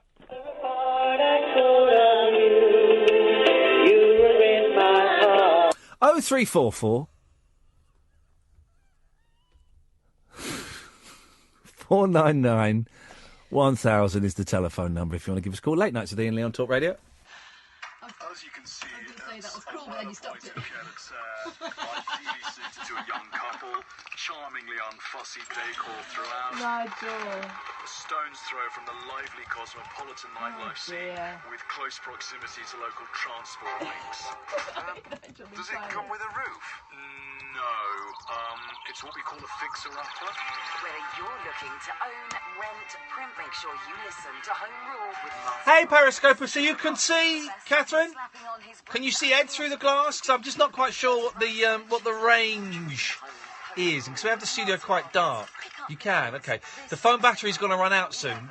And because of the way the camera's positioned, I can't charge my phone up. So, James Whale? No. I mean, it's just a charity case keeping him in. We have ways of making you talk. 344 499 1000. Jerry! Hello. Hello, Jerry. He's got a bit lazy in his old age. He's just singing over tracks now. I know, that's a little bit... That's a little bit weird, isn't it? Yeah, doing duets. Let's imagine his own little dream world he's singing with. I want to hear more of... Because I think Nigel's voice is actually... It's all right. It's not brilliant. It's not terrible. It's a bit like Zippy and Georgia, Rainbow. Yeah. But he sounds all right. But you know what? He sings from his soul, doesn't he? Soul. Yeah, that's what I was thinking, didn't I? Jerry, what have you called him for this evening? Jerry. For chat. He was like around was Hungerford. Yeah, I got me Michael's. I've got some political assassinations for you. Yeah, go on. Ian Gow. Who? Ian Gow, House of Commons car park. I already blew him up. Harry Neves. Who are these people you're saying, though? Hey? Harry Neves is the Queen's grandfather or something. Say it again, because you're mumbling. Harry Neves. Hairy knees. Harry Neves. He escaped from Colditz. Well, hang on a minute. You can't want someone from Colditz was killed. Yeah, he's related to the Queen, and the Pope got assassinated attempt. Oh, I remember the Pope John Paul II, the real Pope, the proper Pope. None of these other Mickey Mouse popes. Took me took quite a long time for me to realise that his name wasn't Joe Soap. That's what my granddad used to always call him. Oh, did he? Yeah, Joe Soap. Pope John Paul II. My hairdresser Marino used to have a picture of him with the Pope. Don't know why. Don't know how he managed to wangle that one, but he certainly did wangle it. Hey, got some ideas of the soap in the background. Yeah. Babe Station. Get them in the background. Make some money. Well, I suppose it would be a way of making a few extra quids. You get the Babe Station. Or hang on a minute.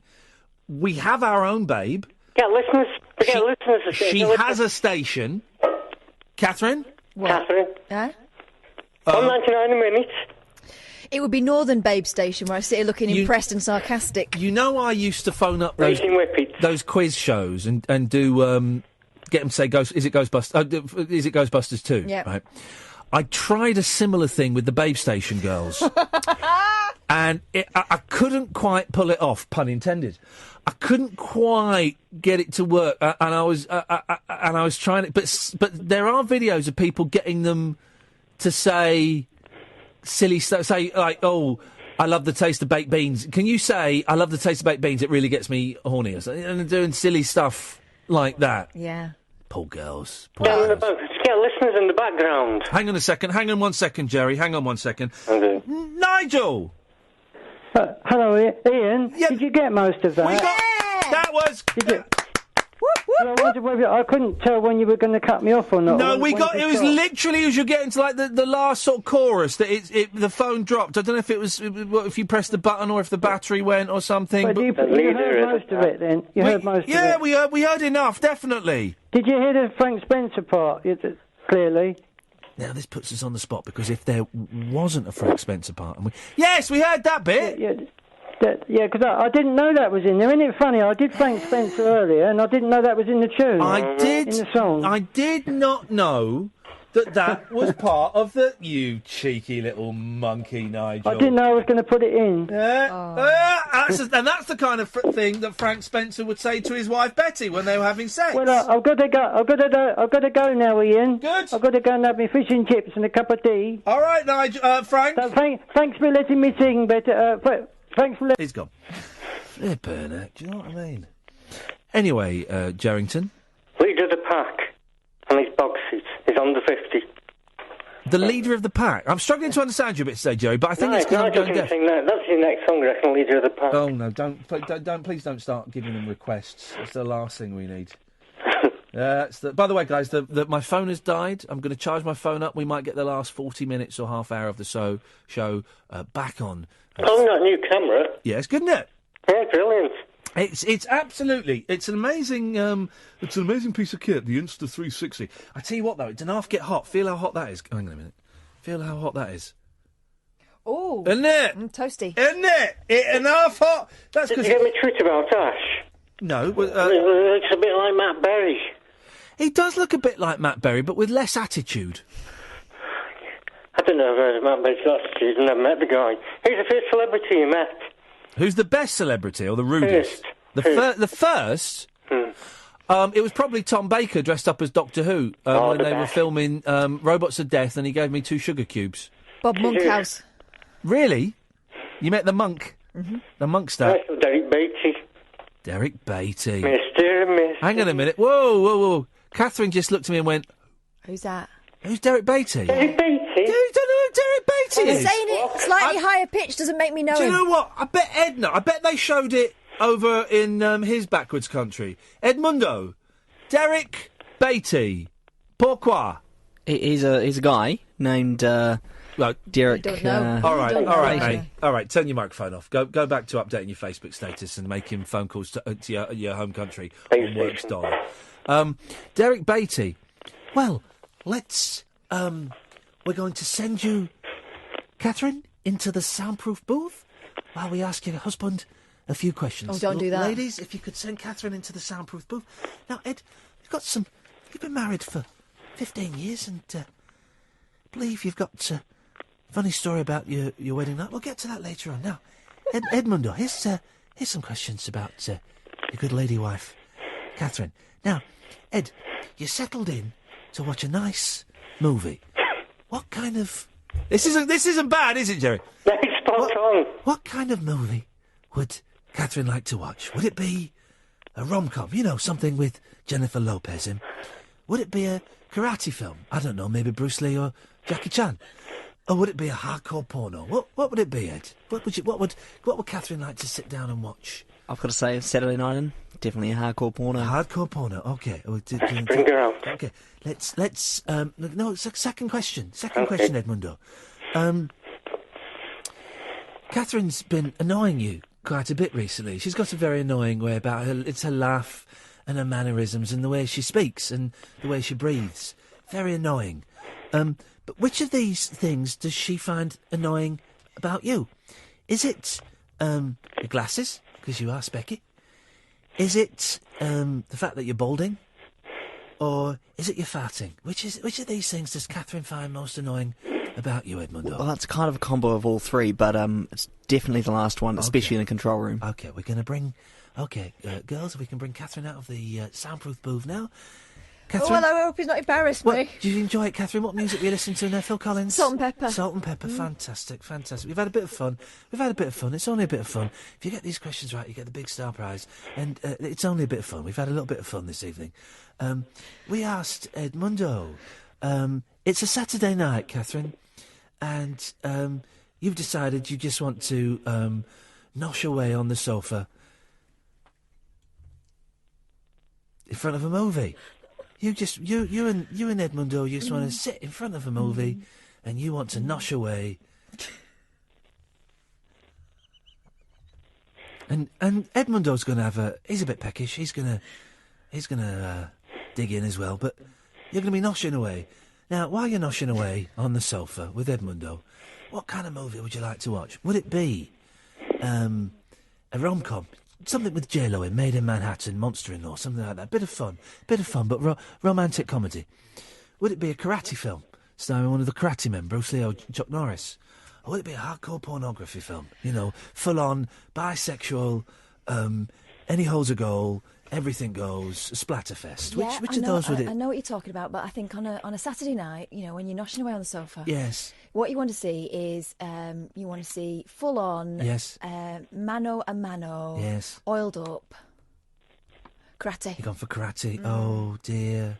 Oh, dear. Edmundo, what did you say? I said hardcore porn. He said hardcore That's Sunday! pornography. I'm giving a weekend. You don't know me at all. We didn't specify what day it was. Oh, dear, oh, dear. Well, you can't get the star prize, but you can still win something very, very nice to take home.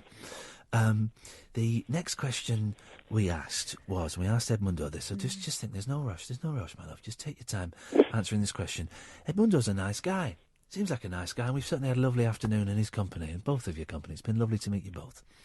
But we know that he finds you very annoying. He told us. He says he doesn't like the way you speak, the way you look, the way you breathe. And he finds your hair annoying.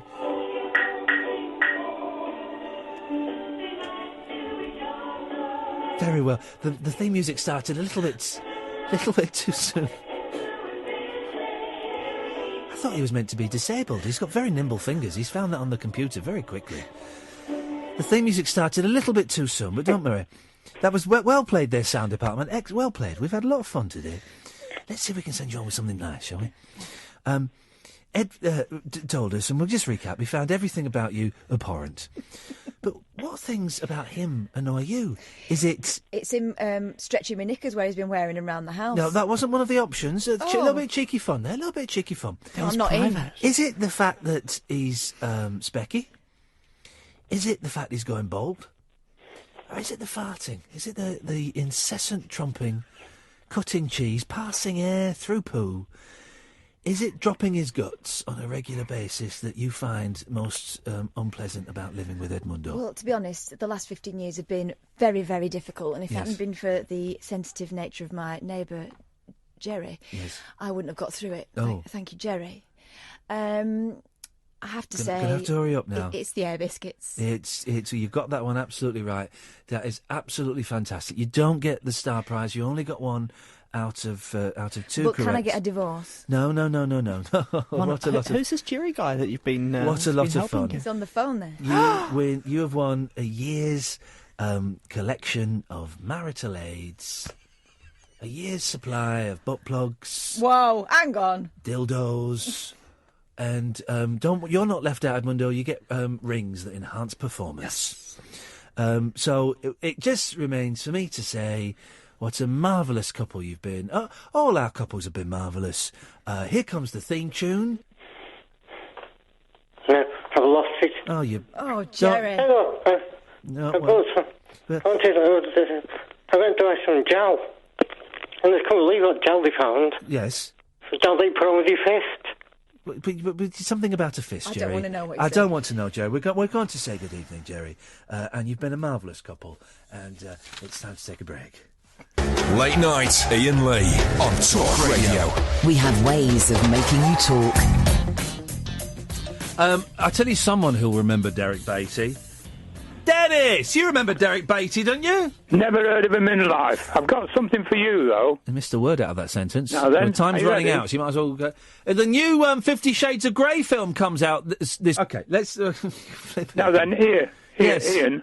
Yes. You were talking about soul music. Yeah, I'm really worried. After that last casually... Hang Hang on a minute. After that last... Dennis, you can't say stuff like that, so just watch it. Just calm down, OK?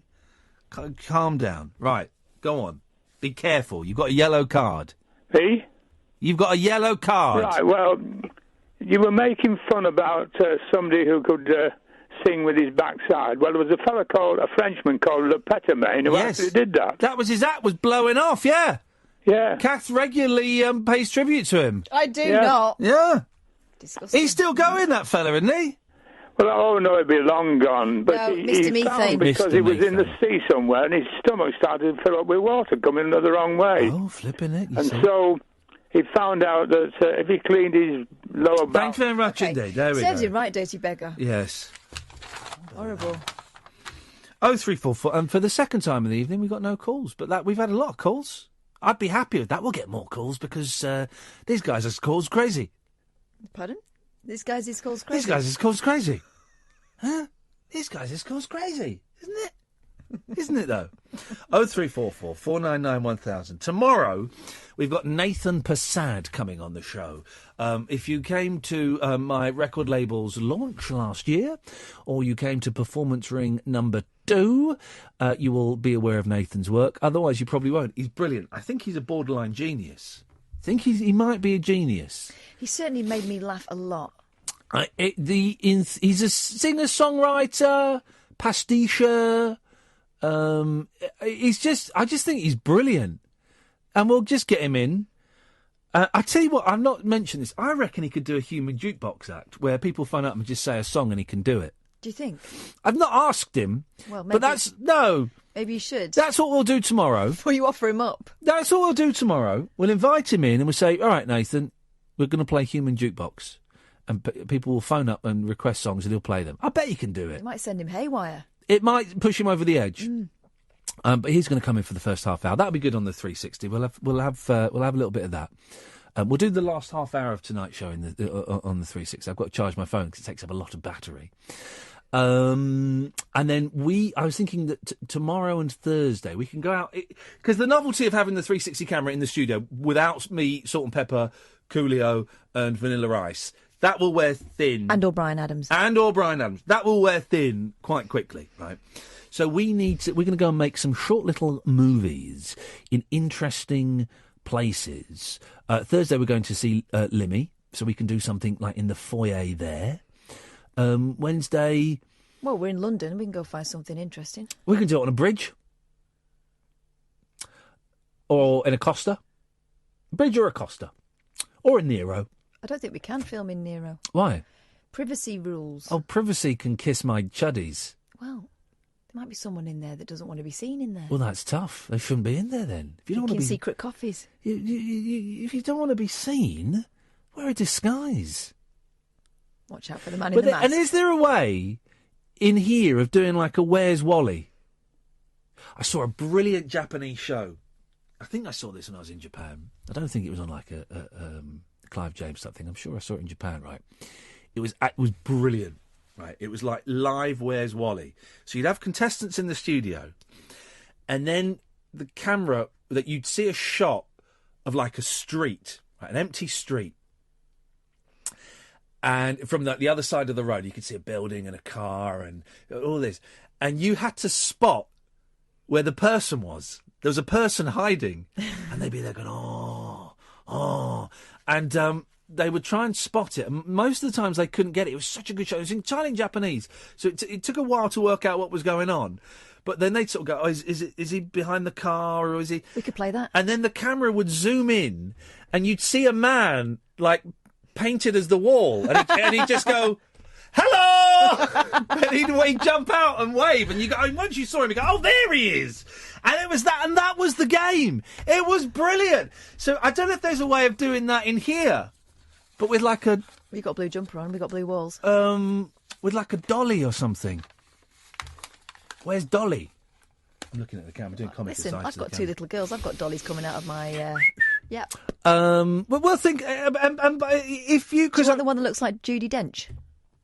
Or the one that looks like David Jason? Oh, I think Dame Judy is more appropriate. Okay, I'll bring baby Judy tomorrow. Okay, and if you can think of any... Because, listen, we are genuinely the world's first radio show to use this technology. Others will catch up on it soon, right? Soon. I bet Jamie East on Virgin will be, I'm going to get one of those. I'm going to get one of those. We are genuinely... It's a Wurzel Gummidge. Because he looks like him. Oh, no, he's a very handsome man. Wow. Jamie East. That's Yes, he doesn't look like Wurzel. Not me for six. Gosh, really? What? Unbelievable. So okay. Anyway, so I want to keep ahead of the curve, right? Yeah, okay. So if anyone can think of really interesting, new, innovative, ways we can use this technology before everyone does it and before everyone gets bored of it. You'd never seen one of those 360 films until last week when I showed you it on my phone, and it blew your mind. It did, yeah. It blew your tiny mind. Well, it's interesting. Isn't it? It's the future. So if anybody can think of interesting, unusual ways, daring ways that we can use it and incorporate it into the show, then well, you can call us, of course, 0344 499 1000, or you can send an email, ian@ianlee.com. We'll use it as well when we do the live shows. We'll have it there so they can see the venue. People can watch the venue. The whole venue. Yeah. Will be It's a there. shame you can't zoom in, because I think you can a little bit. No, you can't. one day. One day. That'll be the next thing. That'll be the next thing. We're getting to the last hour of the show. We have no phone calls. That's fine. I've got plenty to talk about in the newspapers. But I don't want to... With that awkward timing, we've got 3 minutes, 2.5 minutes to the break.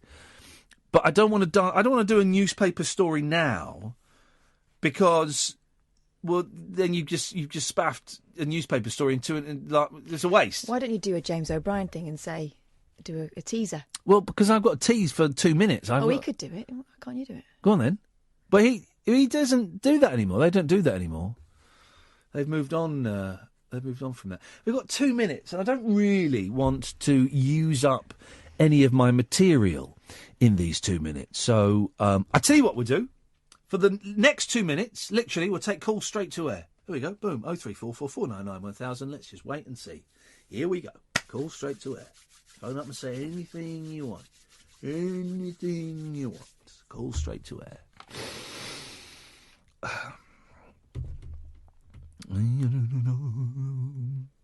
Come on, guys. Here we go. Here we go. Here we go. Switchboard's getting... The switchboard, I can hear it clattering into gear as people are rushing to their phones. They're going to pick up their phones. They're going to dial 0344 499 1000. Straight call, straight to it. Literally for the next minute and 10 seconds, 70 seconds of calls. So we don't do it very often. But tonight, guys, tonight is the night. We're doing it. We are going for it. We're going to do it. Another 50 seconds, guys. No one's going to phone in. What is the point of these people? What is the point of these people? They're all in bed, picking fluff out of their navels. Well, yeah, I suppose they might be. It's their business. Oh, hang on. Yes, line one, you're on the wireless. Oh, hiya. Yes, I just wanted to say hello before the news. Thanks very much indeed. That's all right. I thought we could fill for, 30 seconds? Can I ask Catherine a technical question? When someone's name comes up and it says very rude and sweary, do we not answer that? Do we not answer that? And sweary, no, not you. It's not you. No. Oh. Anyway, we're out of time. We did it. All right, lovely. Bye. Late night, Iain Lee on Talk Radio. We have ways of making you talk. I'm reminded that Chaz and Dave are coming on the show, and I'm going to go and interview Chaz and Dave at my mate Paul's house. But I need to get back to Paul and arrange it. So it will happen. I just need to get back in touch with Paul and make it happen, and then go around and meet Chaz and Dave and interview actual rock legends. Right. Do you need a hand with that? No, I'll be all right. Ray Davies of the Kinks becomes a knight. I'm not sure. Have Chaz and Dave had anything? Like even an MBE? Should have, shouldn't they? What's the order? MBE? OBE. And then CBE? Oh, no. CBE's the worst.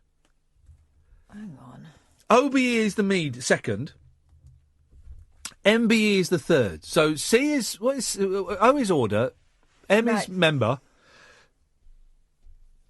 Oh, flipping heck! I've never heard of this one. The ISO. I'm not talking about that. That's ISIS, isn't it? No. You must have. Have you ever had a member of the British Empire? Huh? No. No. Spaniards, isn't it? That's actual sexual harassment in the I know, workplace. it's actually untrue. It's actually Frenchman. You can, No. and you could actually sue me for that. You could probably. I'm just collating the evidence. Wow. Yeah. Wowzers. The tribunal. Okay. Oh, okay. Fine. I like an ease up. So let's have first of all. What information do Bruce? I will come to you in a minute. Ed claims to know the answer, but I'm not going to listen to a foreigner, even though he is of the British Empire. Right. So you get. Oh, I don't know. Right, we'll go with it. Ed, come on the microphone. Don't type stuff on the screen. You know that. I know. I thought I'd just give Kath a chance. Yeah. Well. Oh, do you know what? That You two is- are. Oh, thin ice tonight. Yeah, you'd like that, wouldn't you? Yeah, thin ice falling through and our clothes getting wet. Wet. Just like in that Mano a Mano karate film. Ed. Hi. You're supposed to be a Christian, mate. And I know. I think that Not anymore. It's after midnight. I've had a memo. One of the 10 Commandments. What are the 10 Commandments? Thou shalt not kill. Thou shalt not Shall covet not perv on Kath. Yeah. Thou shalt not fanny about on a yacht. That's my favourite. that's a Reeves and Mortimer line. What are the 10 Commandments? Thou shalt not fanny about on a yacht. I love that. Anyway, Ed. So the CBE, MBE, OBE. Let's have the order now. From highest to lowest. CBE, which is Commander of the British Empire. Oh. Hang on, who goes highest to lowest? You go lowest to highest. You build up, don't you? It doesn't matter. He's... I'm doing it backwards. I'm from the Southern Hemisphere. We do Okay. things weird down there. Oh, okay, yeah, well, that's true. Then OBE, which is Order of the British Empire. Yeah, OBE is a bit higher than MBE. And then MBE, which is Member. Okay, all right, mate. That was a cheap shot. And how many? What do Chaz and Dave have, Ed? You don't I didn't know that one. I left. You don't know that. Sorry, I thought just when you typed on my screen and distracted me from my. I thought you knew the answer to everything that we were talking about, but you don't. No, I don't know the answer. I'd expect them to have a CBE though. Turn your microphone off, Ed. You've embarrassed yourself, mate. You've embarrassed. Someone will know the answer is Bruce. Evening, Bruce. Hip, hip, hippie New Year. We haven't got time for that, Bruce. Chaz and Dave, what are they? I can't find any information on Chaz and Dave regarding if they've got any royal seals of approval. Because or I anything. know there is a lot of people are kicking off about that dam buster, saying he should be knighted, right? That's all well and good. That's all well and good, right? But if I find out Chaz and Dave haven't got anything, well, then they should come first. Before the dam buster, they should come first. I'll be honest, Ian, I actually phoned up. I tried to get on straight to air because I didn't really have much to talk about, but I love Chaz and Dave. They're brilliant. I'm generally a bit... And the thing is, I always thought when I was younger they were a bit of a novelty act. Yeah. I didn't realise how great both of them are as musicians. Oh, they're incredible. Did you know? They started off like funk, like sort of in a funk band. Well, yeah, and also, that's what I was going to come to. You know that they are featured on on Eminem's debut single. Yes, I do know that because I was I'm friends with Chaz's daughter and his son-in-law more, but I know that, and they were getting really excited because they obviously never had a hit in the States, and suddenly they were starting to get these big paychecks because they'd been sampled by Eminem, and they were getting payday, and there was talk of like American tours and stuff. I don't know if it happened. What did he sample? Rabbit. I don't remember. What did he sample? No, it was when they were session musicians. It was Libby Safri's. Labby Sifries. Yeah, there we go. It was one of his early songs. But it was the bass line from that song that they were the ones that performed it. They were his musicians. I've said this before. I went to Chaz's grandson's 4th birthday, and my boys went as well. Maybe we didn't even have the youngest then. And the fact that it was a wonderful kids' party. It was in a village hall. And for the entertainment, Chaz got up on the piano and played a load of songs. Brilliant. Absolutely brilliant. I was in heaven. I've seen some amazing live acts. I mean, I was lucky enough to go and see Prince when he played in London a few years ago. Yeah. But Chaz and Dave are probably my favourite live acts. And I've not seen them live. Phenomenal. And here's the thing, right? It's one of those things where they're on my list to say, and I could get tickets to go and see them, and they're on my list. And I can see myself not doing it and it being too late. 5-10 years down the line, one of them passes away. I go, oh, no, I didn't see them. So they're on the list. It's got to be done. You've got to do it sooner rather than later. Really, really recommend it. It's great to hear you speak about them, and obviously Ray Davies I'm a massive fan of as well. So Sir Ray Davies, though, I don't... Sir Ray Davies, really? Ray Davies. Why not? Sir Ray I mean, all right. Sir Paul McCartney, yes. Sir Mick Jagger, oh, cheeky, but yes. Sir Rod Stewart and Sir Ray Davies... You've got to, so. I think the thing with the Kinks, Sir Rod Stewart, incredibly underrated. And I mean, look, you know, no, they're not. The Kinks aren't underrated. The Kinks are rated. No. The Kinks. All right, the Kinks by critics or by people that like music.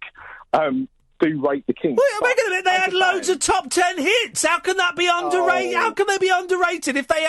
So saying the critics like them. All right. 10 hits in the 60s. Yeah. A few in the 70s.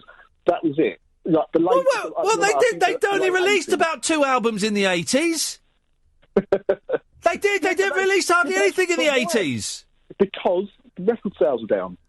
No, hang on a minute. Record sales were down because they had a load of hits in Britain in the 60s, and they were banned from the States, right? Then when their career dried up in the 60s, they went in Britain. They went to the States in the 70s and reinvented themselves and lost that English sheen that they were famous before and became like an arena rock band. And and they did some good albums. They did some bloody terrible albums as well, but they did some good albums. Then in the 80s, they released less and less stuff, and they had a couple of really good songs. Better Things, a single they did in about 84, is a masterpiece. Come Dancing, one of their biggest hits was 1986, Come Dancing. What are you talking about? The Kinks are overlooked. Because when people talk about influences in music... They talk about the Kinks all the time. They always talk about the Kinks. They talk about the Kinks more than they talk about The Who.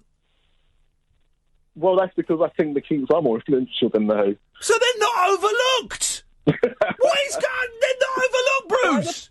By the public. They're not. The Kinks are not overlooked by the Kinks. Are looked by the public. Okay, well, just the right level. Been overlooked.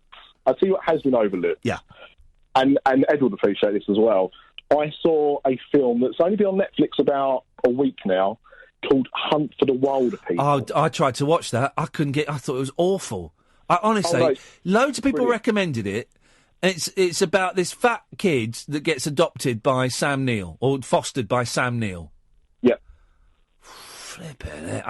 I gave it 25 minutes, and I went, nah, this is utter... And everyone loved it. I know Kathy Burke's been banging on about it this week.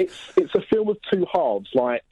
I would say the first 25 minutes. Oh, right. Are not really representative. Right. So the 26th minute onwards, just as I turned it off, if I'd have kept another minute, I'd have suddenly gone, oh, this is brilliant, heartwarming and hilarious. That sounds like one of the taglines off the poster. Yeah, I know. This is what I was watching it for. And I didn't get any of it. I thought it was tedious and predictable. I think it does take a bit of a turn. I mean, I quite like the director's other works as well. So I think... Director's other works? You mean his oeuvre? Has he got an oeuvre? What else has the director done? Another film you can see on Netflix is called What We Do in the Shadows, which is a mockumentary about vampires and werewolves in present day. Oh, God. The fact that they're all on Netflix, I think, speaks... volumes. Let's Edmundo's getting upset that he's a Kiwi fella. No, Edmundo says, have you seen The Wildebeople? Yeah. What is it? Did you like it? I loved it. I think it is one of those movies that everyone in New Zealand will love it. Yes. People outside New Zealand, 50-50. What was that? There was another New Zealand film that people liked, wasn't there? Hobbit. No, that's not a New Zealand film. Well, kind of. Well, New Zealand says it is. Well, no, it's filmed in New Zealand, but it's a British film. Made by a New Zealander, actually. Well, Peter Jackson, yeah, but I tell you what, the only Peter Jackson film I like, Bad Taste. Remember Bad Taste? Yeah. That's a good film. You seen Bad Taste? No, I've seen King Kong. That was daft. Bad Taste is brilliant. That's how we got all the film. Creatures is pretty good as well. Sorry? You still here? Creatures. You've not said one thing I've agreed with this evening, Bruce. It's the first one for everything. Well, there might be. No, we agreed on Chas and Dave. Yeah, well, there we go. Thank you very much indeed. Bad Taste is brilliant, right? It's like it's real low budget. It's like a spoof of low budget schlocky horror films, but it's low budget and it's schlocky. And it's these big sort of fat aliens. I remember there's a lot of getting machine guns and ramming them through aliens and shooting people through the aliens. Sorry, Kath, we boring you? A bit, yeah. Oh, let's go to a break then. Late night Iain Lee. Unfiltered night talk with the original king of unconventional conversation on Talk Radio. We have ways of making you talk. Good evening, Dean. Hello. Hello, Dean. Hello, Ian. How are you? Good, thank you, Dean. I've got some ideas for the camera. Oh, this is it at last. A little bit of interaction, a little bit of people paying attention. Yes, Dean, what ideas have you got for the camera? Well, does it do video? Sorry? Does it do video? Yes, it does, sir. You can also take photographs where you're in, like, the middle of But yes, it does video, yes. It's a video camera, yes. All right, OK. Well, I've got three. I think you should, first of all, get a fish bowl and put it in the fish bowl so you can see a fish's eyes view of the world through the fish bowl. Hello? Next idea? Okay, next idea. You could take it into the shower. What? And have it underneath the shower. You could obviously got to wrap it in a plastic bag or something. And you can see the water falling towards you and look around the bathroom. Perhaps your shower in your bathroom, Ian. You're some kind of sexual deviant. You want to just see me having a shower? No, not with you in it. Oh, no. Ed, could you come and put these then. headphones back on, please, because you've got magic fingers. OK, so you want to see... It's interesting to talk about showers. We were just talking about showers during the break. So you wanted me to put it in a shower, OK, but it'll get wet. Yeah, you've got to put it in a plastic bag, a transparent plastic bag.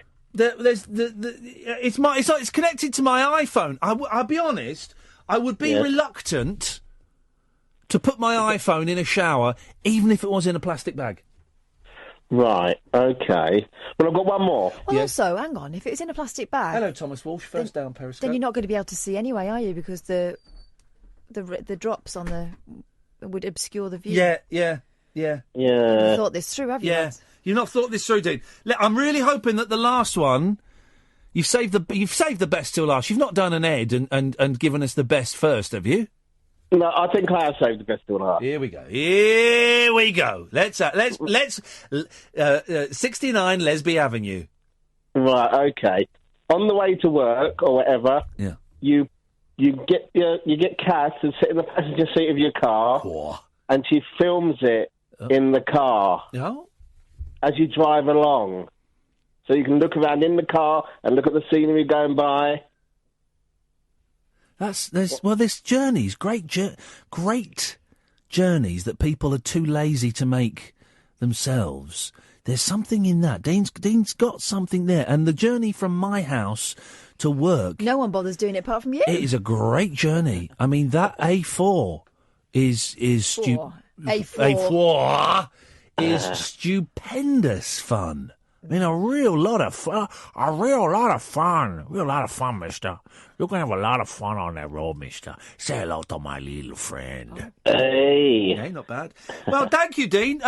You win £500, which, if you stay on the line, Ed will take your details and send it to you in unmarked bills. Oh, great. Excellent. Nice one, Dean. Thank you, mate. There's no cash prizes. There's no cash prizes. The last half an hour of the show or so, we'll have the video back up just to see how that goes. 0344 499 1000 is the telephone number. A lot of the newspapers today carrying a story about someone I'm not sure of. A gentleman by the name of John Hamilton. Have you heard about this guy? No. 98 years old, and he's still pumping off. What? A Second World War veteran.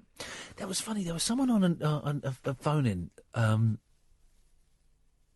talking about pensioners and social care, right? And saying, well, we should be, pensioners. We should be looking after them. We should be. It's not, it's not right. They've paid their taxes. They fought in the war for our freedom. No, they never. No. The war was... They're all dead, but most of them are dead. My grandma is really old. She's 92. Yeah. She didn't fight in the war. Why, was she too old? She's a teenager. She wasn't allowed to be a land girl because they wore trousers and her mum thought they were tarts. The people that fought in the war... And I say they're mainly dead now. It was such a lot... How long ago was the war? All ages. 70 years ago, and they would have had to have been a minimum of like 15... So they're 85. So so that person was an idiot. Anyway, this fella, a Second World War veteran, is there pictures of him pumping off there, is fighting fit at 98, thanks to regular trips to the gym, despite enjoying a daily drink and a smoke. Pipe-smoking great-grandfather John Hamilton is in remarkable shape, and you see him doing like a press-up. Imagine that face bearing down on you. Thanks to his 90-minute workouts. He arrives at 8 a.m. and puts himself through a routine that would leave men half his age gasping. Well, let's see. A typical session sees him do... How many star jumps? 20 minutes on an exercise bike. OK. 15 minutes on a treadmill. 400 stomach crunches. I've been doing a lot of abs works this week at the gym. And... That is hard work. Respect for that. But I did get you to punch me in the stomach yesterday, and you hurt your hand on my stomach. Thank you. Yep. John, who was evacuated from Dunkirk, had a knee replacement 7 years ago, yet he still goes for long walks and enjoys a glass of wine every night. Good for him. Good for you, John. Well, they say a glass of wine is like an hour in the gym. That's what I do anyway. Is that why you have 2 bottles? I've been pumping off all weekend. He looks at least 20 years younger than his true age and believes staying fit keeps him alive. He visits his doctor just twice a year for routine checkups.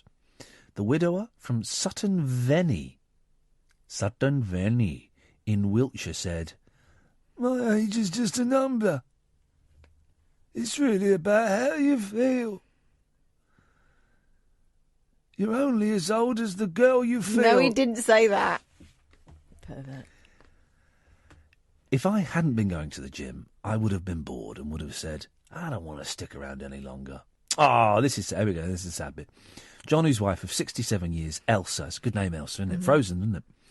Died in 2006, has been a regular at the gym in Warminster for 12 years. He said, I'm the oldest there by 10 years. What's that mean? There's like 88-year-olds there. The gym yesterday, there was some very, very an old couple there. Probably not far off this. What were they doing? Just getting in the way of everyone. Were they treadmilling or... Bringing everyone down. Oh, don't. I bet they weren't. No, they were rowing. Well, that's very good exercise. They were rowing, yeah. I can't do the rowing machine. I used to row at school. Proper rowing? Yeah. Yeah? They had this... I can't row, because I end up getting... One arm goes faster than the other, you end up going around in circles. You've got to do it like that. We've got good technique. Yeah. Do that again? You watching, guys, on the... It's all in the... You got to do the whole... Oh, 2. But what happened was they had this mission to try and get common kids into boats. Yeah. So they threw a net into our school and they got 4 girls and 4 boys. Yeah. Girls were absolute top banana in that boat. We were brilliant. How old were you? 17. I bet you were popular. Why? I was very fit. Yeah. Very fit. Yeah, exactly. Very fit. Anyway, we didn't keep it up because we weren't posh enough. He served in the army for 25 years. Because rowing is one of those things you think, rowing would be nice. Let's get a boat. I remember being in Japan and going, let's get a boat. It's hard work. And it's hard work. And the only I lived with 4 rowers at university. Yeah. Unitards everywhere. I don't think you can use that word. You can't. That's and one offensive. Weekend, I came back and these boys had moved the sofas out of the living room and replaced them with weights benches. Good for them. Bad boys. Bad boys. Went rowing in Japan and it was really hot, and the only snack we had were salty dried peas. Oh, that's not the way. He served in the army for 25 years. And then worked as a tank instructor during 25 years with the Ministry of Defence, the MOD, the don't MOD. mess with him. He retired 34 years ago. He has 3 children 8 grandchildren and 10 great-grandchildren. Good for you, John Hamilton. That's a life lived. Yeah, isn't it? Look at that. I could probably take him. Well, now you could. Yeah, probably could. I don't think that's something to I could probably boast about. He's been in the army, mate. He's an old fella. Yeah, I could. Actually, he's probably quite wiry. He'll have you. Yeah, you might. 0344 499 1000. Late nights with Iain Lee on Talk Radio. Start your engines, petrol heads, and don't miss the motor show. It's automotive for the people on your radio. Sports cars, pickups, 4x4s, GTI or coupe. Convertible is best to buy. Kids can't do karate. He's the motor mouth with the V8 brain. His car know-how is It's called stunning. Listen to Revved Up Andy J. Is this the hashtag or is this Limmy just got a bit? Water Sports Gate. Expert car talk that doesn't use a sneaky gadget to improve emissions. This Saturday afternoon from 3 on Talk Radio. Sad to see my fellow lefties go from body shaming Trump, hair, hands, sphincter mouth, to all-out sex work, kink shaming. Count me out. Oh dear, oh dear, oh dear, oh dear, oh dear. You know, if you want to pay for that, that's absolutely fine. 0344 499 1000 is the telephone number. Now, we'll just go through the papers. We've got the Periscope back up if people want to look at the 360. You can have a little look. Kath's over there. Wave to them, Kath. Camera back on me. Thank you. Some haven't. Now, I don't like this. I tell you people I don't like, right? Muslims. No, I'm joking. Idris Elba. That is true, actually. I don't. Mangan. I don't think Idris Elba's very good. I don't think he's a very good actor. Mangan, I think I'd get on with Mangan until he found out everything I've been saying about him. I think he's very pleasant. I think that's what you know. offensive. You know when you like watching a cartoon, right? And one of the minor characters in it, you go. A Disney, you mean? Yeah. You go. Oh, that's Idris Elba trying to break into Hollywood. That's what it is. It'll be like he'll play like a minor character. He'll be on screen for 5 minutes. He'll be doing Idris. He's done a major character. You know who he is in Jungle Book? What? The tiger. Yeah, it's not a cartoon, mate. Shere Khan. He's doing the voice on it. Yeah, but it's not a cartoon. Yeah, but he's not in the suit, man. He's using his voice. You know, none of those animals are real in that. It's all computers. But that's not a cartoon. But he's doing the same voice. He's doing Idris Elba's voice, isn't he? It's Finding Dory. He's a sea lion in it. Doing Idris Elba's voice. And you just watch it, you think, that's Idris Elba trying to break into Hollywood. Your mate Reese Thomas did this really funny thing that kind of slipped under the radar. A year in the life of the... Yeah, and he did Jungle Book and he did Idris Elba, but he'd taken from The Wire. Oh, yeah. So it's a really sweary, really offensive, really thuggish tiger. Well, that's very childish. It was very good. I enjoyed it. That's childish. No, I thought it was a good idea. Well, you know, you're wrong. So, no, the people I don't like more than Idris Elba's, he doesn't know his arts from his elbow. People who propose in public in front of an audience, disgusting. Disgusting. Pressurising. Yeah, it's unfair. I think it creates an environment where the pressure is on the woman, and it's generally the woman to say yes, whether she wants to or not. It's body shaming. I'd have to say no, just for... Oh, you know, like that moment when you're looking over a balcony, you think, I could just throw myself off. Yeah. That temptation. Toss myself off. Someone pushes me that far in public. Yeah. I have to say no, just to show him. A romantic electrician. It happens. Has lit up his girlfriend's life. Where's this going? By proposing to her on stage during the finale of Billy Elliot. Oh, there's so much about that I don't like. Shocked Roisin Donnelly said yes after Nick Reed, 26, popped the question in the musical's last number. So what this means is, right... It's not even in front of family and friends. No. Strangers, showing off. He's thought about this. He's phoned up Billy Elliot, his mum and dad, and said, can I come on... And probably the mum, because the dad's a little bit... The student nurse, also 26, said he needed the bathroom. Next thing, he was in the middle of the stage. Well, I hope he arranged it and just run up there. I thought, is he going to start dancing?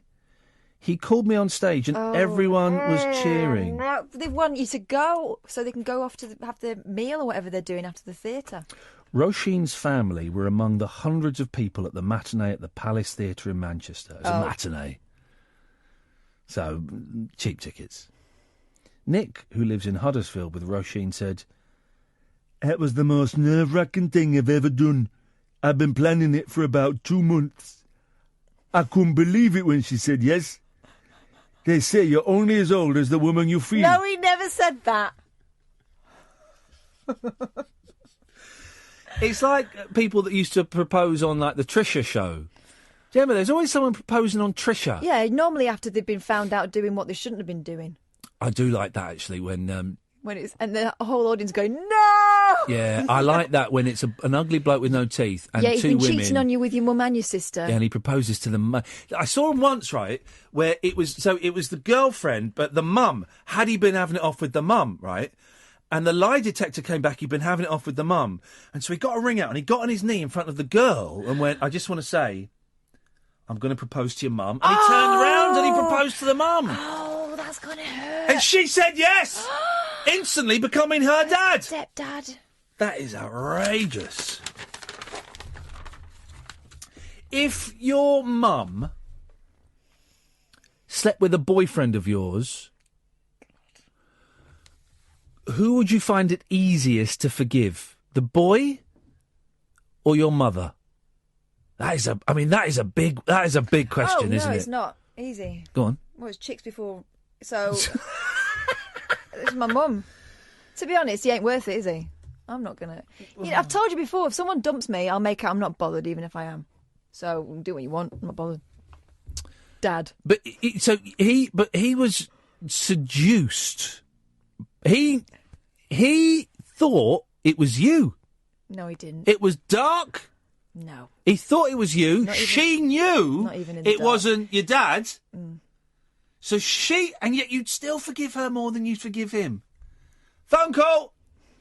You'd still really. Yeah. Oh, you're incredible. Yeah. Oh no, hang on a minute. Let's have Yes, Carl. You're on the radio, mate. He's bottled it. He's the one that's rude and sweary. Yeah, only on fair though. Yeah, bottled it. He's a bottler in real life. Yeah. I thought so. So your mum? I like my mum. Okay. Fair and in enough. hindsight, but you're in love with him. Well, not anymore. Because of that. I can't. He didn't know it was you until like the final moment. How bad is his eyesight? The lights are off, and then just at the final moment, she knocks the light lamp over, and the light comes on. Oh gosh! And he's like, "Oh no! What have I done? What have I done?" Don't call my mother what? He sounds horrible. Yeah, you're better off. You're better off without him. 0344 499 1000 is the telephone number. You can give us a call. That is a horrible scenario. Well, it's going to take me a lot of therapy to get over. It could happen. No, it couldn't. Ugh. A woman who tells the future using asparagus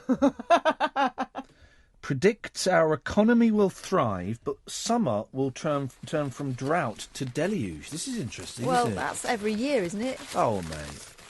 Hosepipe ban. Flood. Don't think we didn't have a hosepipe ban last year. No.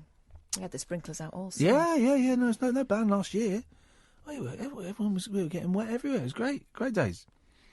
Mystic Veg.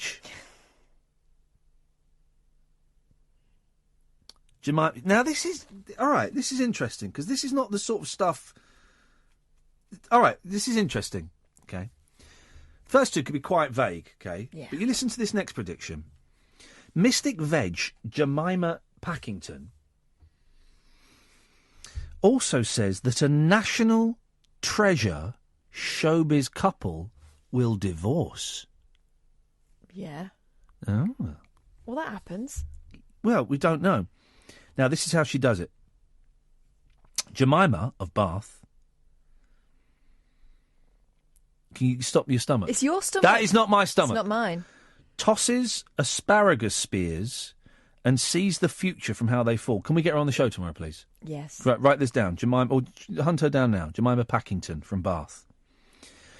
She claimed when she does readings at the British Asparagus Festival. Flipper. And I love a bit of asparagus. I don't know if I could go to a whole festival dedicated to No, to the I went stuff. to a prune museum once and that was enough. And a festival would have been overkill. She gets repeat business from previous years because her Oh, yeah. forecasts are so accurate. She's on Twitter. Have you got her? Yeah. Get her on the show tomorrow. All right. We'll have Nathan at 10, we'll have her at 10:30. Boom, we've got ourselves a show. This is fantastic. This is fan-dabby-doozy. I don't know what that means. 0344 499 1000. Late nights with Iain Lee on Talk Radio. Across the UK, online and on DAB. We are Talk.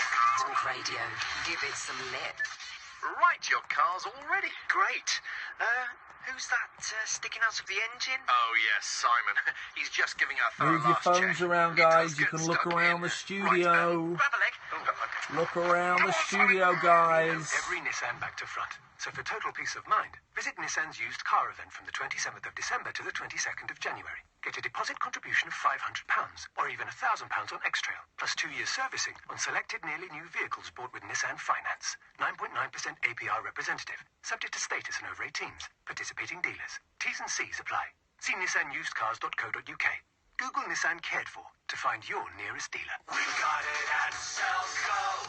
Selco is where the trade goes. At Selco Builders Warehouse, we've got real deals on a wide range of trade quality Asparamancer. In January, we've got 3x2-inch CLS timber for only £1.80 for a 2.4-metre length. Now that's a real deal. See God, I'm tired, selcobw.com for man. even more real deals and to find your nearest branch. We got it at Selco. Selco is where the trade goes. Next up on Sounds Fantastic is this. Hey, you give to me all of your money, and maybe I give to you a few extra megabytes. That was the merciless Bandit. Fear not and listen up. Go compare. That's the sound of the very first place you should be looking for your ideal broadband deal. If you want to side, it should be your favorite. Go compare .com is right up there. Sounds It could happen. fantastic. Could still happen. To this very day, it could still happen. You never know. You never know. People are a bit drunk, lights are on. Now get in-depth previews, stunning photography, and exclusive video content. Sport magazine is They can see you, so there's no point putting a face, because they're watching you. Sport magazine. The It's weekend life, it's starts life, here. Gav. It's life. Online and on DAB. Talk Radio. We'll get you talking. Mid-mornings with Julia Hartley-Brewer. Join the Fleet Street firebrand who isn't afraid to shoot from the lip. I'll be talking about It's all life, these guys, stories. If isn't it? you're talking about life, so are we. But we'll get behind the headlines and talk to the biggest guests and those politicians. Just say you don't have to. Julia Hartley-Brewer. On Talk Radio. We'll get you talking. It's life, guys. Uncut after-hours conversation for the up-all-night generation. It's life. Late night What are Iain you gonna Lee on Talk Radio. We have ways of making you talk. It's life, guys. I'm really, really tired all of a sudden. I'm not sleeping very well. I haven't got to get up tomorrow, so what I'll do is I'll go home. I won't be able to sleep. Then I will sleep a bit. Then I'll wake up early and I'll lie in bed all day. That's my day, Catherine. How's your day? I would love to be able to lie in bed all day. Yes. I'm hoping I'm going to get through a whole night without someone throwing up. Oh, that's Manchester. That's the Manchester folk. They're not. Oh, is it not? Southern, my kids, aren't they? No. So, yeah, I'm hoping I can do that. Then she can go to school and I can eat. And I probably won't get up till about 2. Wowzers. If I can.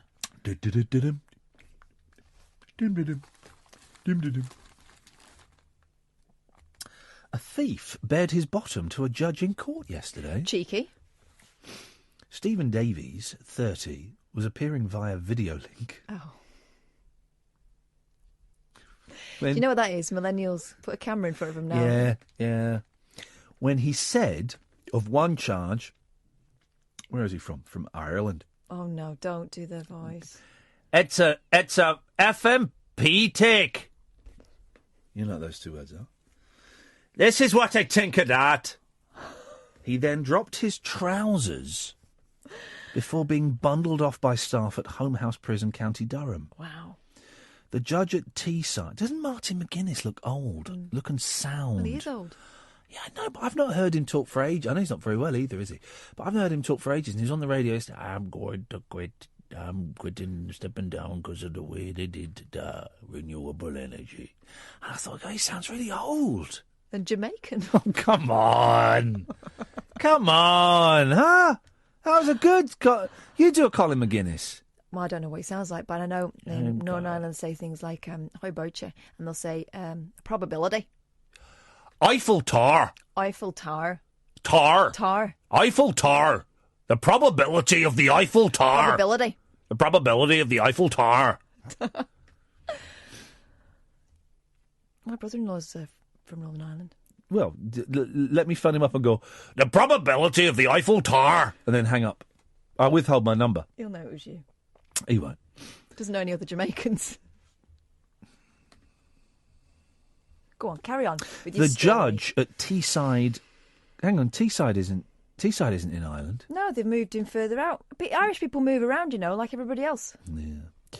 Well, not like everybody. Not everybody moves around. Some people... There'll be some people listening to this... You've never moved around? Well, no, who probably haven't travelled 20 miles away from where they were born. Not everyone is all cosmopolitan and metropolitan and metropolitan. Like, you come down from the north to steel work. It's not... Some people don't need that. Some people don't need that. I'm so tired. The judge at Teesside Crown Court said, a bit early in the morning for that sort of thing. Was it Roger Moore?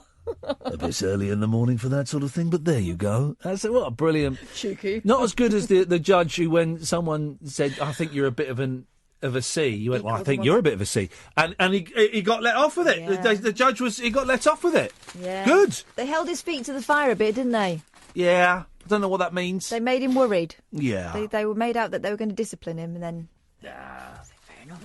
It's political correctness gone mad. The home of free speech. What have I written? Oh, here we go. So, lots of different theories as to how the moon was created. My favourite theory is that it's a piece of Earth. And that when the meteor smashed into it, it's the same rock as on Earth. You know that, don't you? No. Oh, you didn't? Moon rock is the same rock as on Earth. Rock. What is it, lime? Huh? What is it, lime? It's cheese. No, I don't know, but it's the same. It's the same rock as like a part of Africa or something. This is true. This is not even me joking. So people that are selling moon rock on eBay, selling Africa, they could be selling. I mean, they're not lying if they just chip no. a bit off. Honestly, it is the. I'm filling in a few blanks in this. 0344 499 1000 if Buzz Aldrin's listening. But the moon is. They think it was a bit when the meteor hit the planet, and a massive bit of rock kind of went back out, and that over. Why is it totally circular? Because of pressures. Yeah. Over millennia. I mean, it's been up there. It's been up there for millions of years. So when it started out, it was quite jagged and. Oh mate, I don't know. Just open your mind. Yeah. Anyway, Brian Cox. Well, now there's my mum loves Cox. Now, been a bit blue tonight, ladies and gentlemen. I can only apologise. It's my mother's fault. Well, now there's a new theory. Scientists may have solved the mystery of how the moon was created. Well, in the latest theory, and this sounds like rubbish to me, they suggest Google the moon is part of the Earth. They suggest that 20 small collisions may have spawned separate moonlets, which formed together over millions of years into the orb we see. Right, you're talking about the fission theory. Yeah. The theory proposes that the moon was once part of the Earth and is somehow separated from the Earth early on in the history of the solar system. Yes. The present Pacific Ocean basin is the most popular site for the part of the Earth from which the moon came. See, you thought I was an idiot. That works. You did the voice there that went, oh, I didn't believe you, but it looks like you might be right. I did that voice a lot. No, Roy says, no need for all this racism, mocking the Irish accent. Roy from Kent. To be sure, it's not racism. I'm just showing. I'm not mocking the Irish accent. I'm mocking his impressions. It was a they're little terrible. No, Roy is correct. You were actually being a little bit racist. Sorry, Roy. You're racist for thinking I'm racist. Don't call Roy racist. We don't know. You're all racist. So I'm right. Was it called the fission? The fission theory. Yeah, you see, I'm right. I know. As in nuclear, not with a rod. Fish and chips. For decades, here we go. The giant... Oh, here we go, there we go. Look. For decades, the giant impact theory has held sway that an object the size of Mars smashed into the Earth about 4.5 billion years ago, knocking off a cloud of debris which coalesced to become the Moon. But this left a puzzle. Why, if the Moon formed from a single body crashing into us, there was no trace of that body in moon rock? Samples brought back from the Moon by astronauts closely resemble material found on Earth. The new research, published in a boring magazine... Yeah, my theory's correct. I think my theory is It's a big lump out the Pacific Ocean. Yeah, I think that to me... That works for you? Makes the most sense. I don't really know where to go with... Psychics warn me about cheating husband and let me talk to dead sister, says Anthea Turner. It's a little bit. I mean, it's a little bit, isn't it? Wherever the flipping callers go, what am I doing all the work for? They're all messing about with their phones. Oh, right. Well, then, good night. There we go. They're gone now. Now they're phoning. They're doing all the work. I've got to do all the work tonight. Do you know what I mean? I'm doing all the work tonight. Yeah, I feel how hot that is. Go on, grab hold of that. That's his camera, by the way. Oh, come on, mate. I'm just saying, they can't see anymore. Wait, you are better than that. What? It is, and it's hot. The camera. You are better than that. Don't try and look through it. I'm just seeing how it works. It's mad, isn't it? It's absolutely insania. Tell you what, let's take a picture. Oh, I would like to get to know you well. Let's take a picture and we'll tweet it of the studio. Of the implement we've been using. Well, no, we'll take a picture with the implement. Oh, right. There we go. We're in camera. Gonna take a picture. Ed's always got to do something stupid. Go on, Ed. Gotcha. Hang on a second. Yes, Line 1, you're on the wireless. It's getting to hear that is very addictive, I have to say. Yeah, well... listening, I was listening, and I think your moon theory is very, very true. Yes, of course it is. But it is very addictive, just scrolling around watching. Yeah, it's weird, isn't it? It's weird. It's like you can do camera 1, camera 2, camera 1. It is so strange. And you sort of, I could definitely sort of Ed talking to someone, so I don't know who he was chatting to. He wasn't listening to the show. No, he doesn't. No. Ed doesn't actually pay attention to the show. And it's like lunchtime in New Zealand now, isn't it? That's to his detriment. And I'm just going to post a picture of what the camera looks like so that... Oh, yeah, because I did wonder that. What does it... How? I can't work out in my head how it must look, because it's seeing all kinds of things. I'm going to do 3 pictures, bishy bashy boshy. I'm going to upload those to the YouTube so that guys and gals can see it. I can't remember how to work my blooming phone now. Look, there we go. It's a bit of fun. I can imagine it'll get a bit tedious just in this show because, it's a studio, there's not a lot going on. So we're going to come up with exciting and innovative ways to... exploit the technology. Exploit the technology. There we go. You'll have to flash the lights a little bit as well. You can change the colour of the lights in there. Oh yeah, we should have done that. We should have done that. Like a disco. It would have looked. Hang on a second. Yes, Carl. Hello. Hello, Carl. Are you going to be rude? I'm not sure when I was rude. Catherine? I know exactly when you were rude. Anyway, okay. Carry on, crack on, Carl. Carl, listen, you're very welcome, right? Don't phone up my team and be rude to them off air, please, okay? I wasn't. When was I? You rang up and told me someone was effing something and then put the phone down on me. That's a little...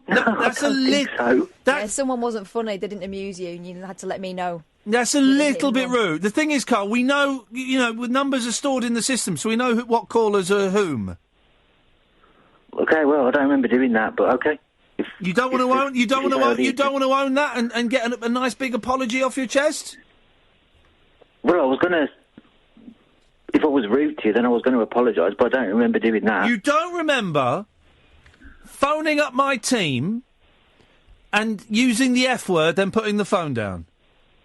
No, I don't remember doing that. All right, Carl. I trust my team implicitly. I trust Catherine. I worked with Catherine for years, and I trust her implicitly. I trust Ed implicitly, even though he's a little bit of a shady character. But, do you know what? I'm going to give you the benefit of the doubt. Here's the thing, Carl. I wouldn't phone up and swear. I wouldn't... Okay, go on, sorry. Go on. You phone up... If I find out at any point you've betrayed my trust and you phone up and swear at them again, you're in big trouble, I didn't swear at them, but I didn't swear at them any... Okay, I don't think whatever. you thought you were swearing at me. I think you thought you were expressing an opinion, but you did it in a very sweary way and slammed the phone down. Just...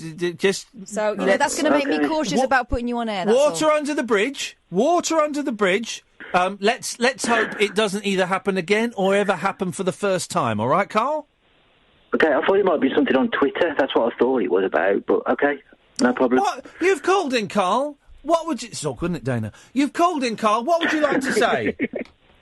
Nothing. I just wondered why you said I was swearing. That's all. I just wondered what that was about, but okay, if that was it, basically. But you were ringing before then. What were you ringing in for initially? When you said go straight to air, you mean? Like, just before the news? Well, I don't know. I was going to tell you a crap joke. Let's hear it. Let's hear it. No, it's all right. It's not funny. It's not really... Okay. Well, I'm going to go anyway. Thanks for calling, Carl. Bye. Bye.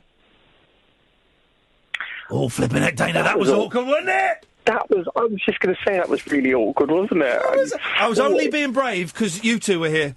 That's the only reason I was being Barry Big Balls, because you two were here. Otherwise, I would have been... Oh, that was terrifying.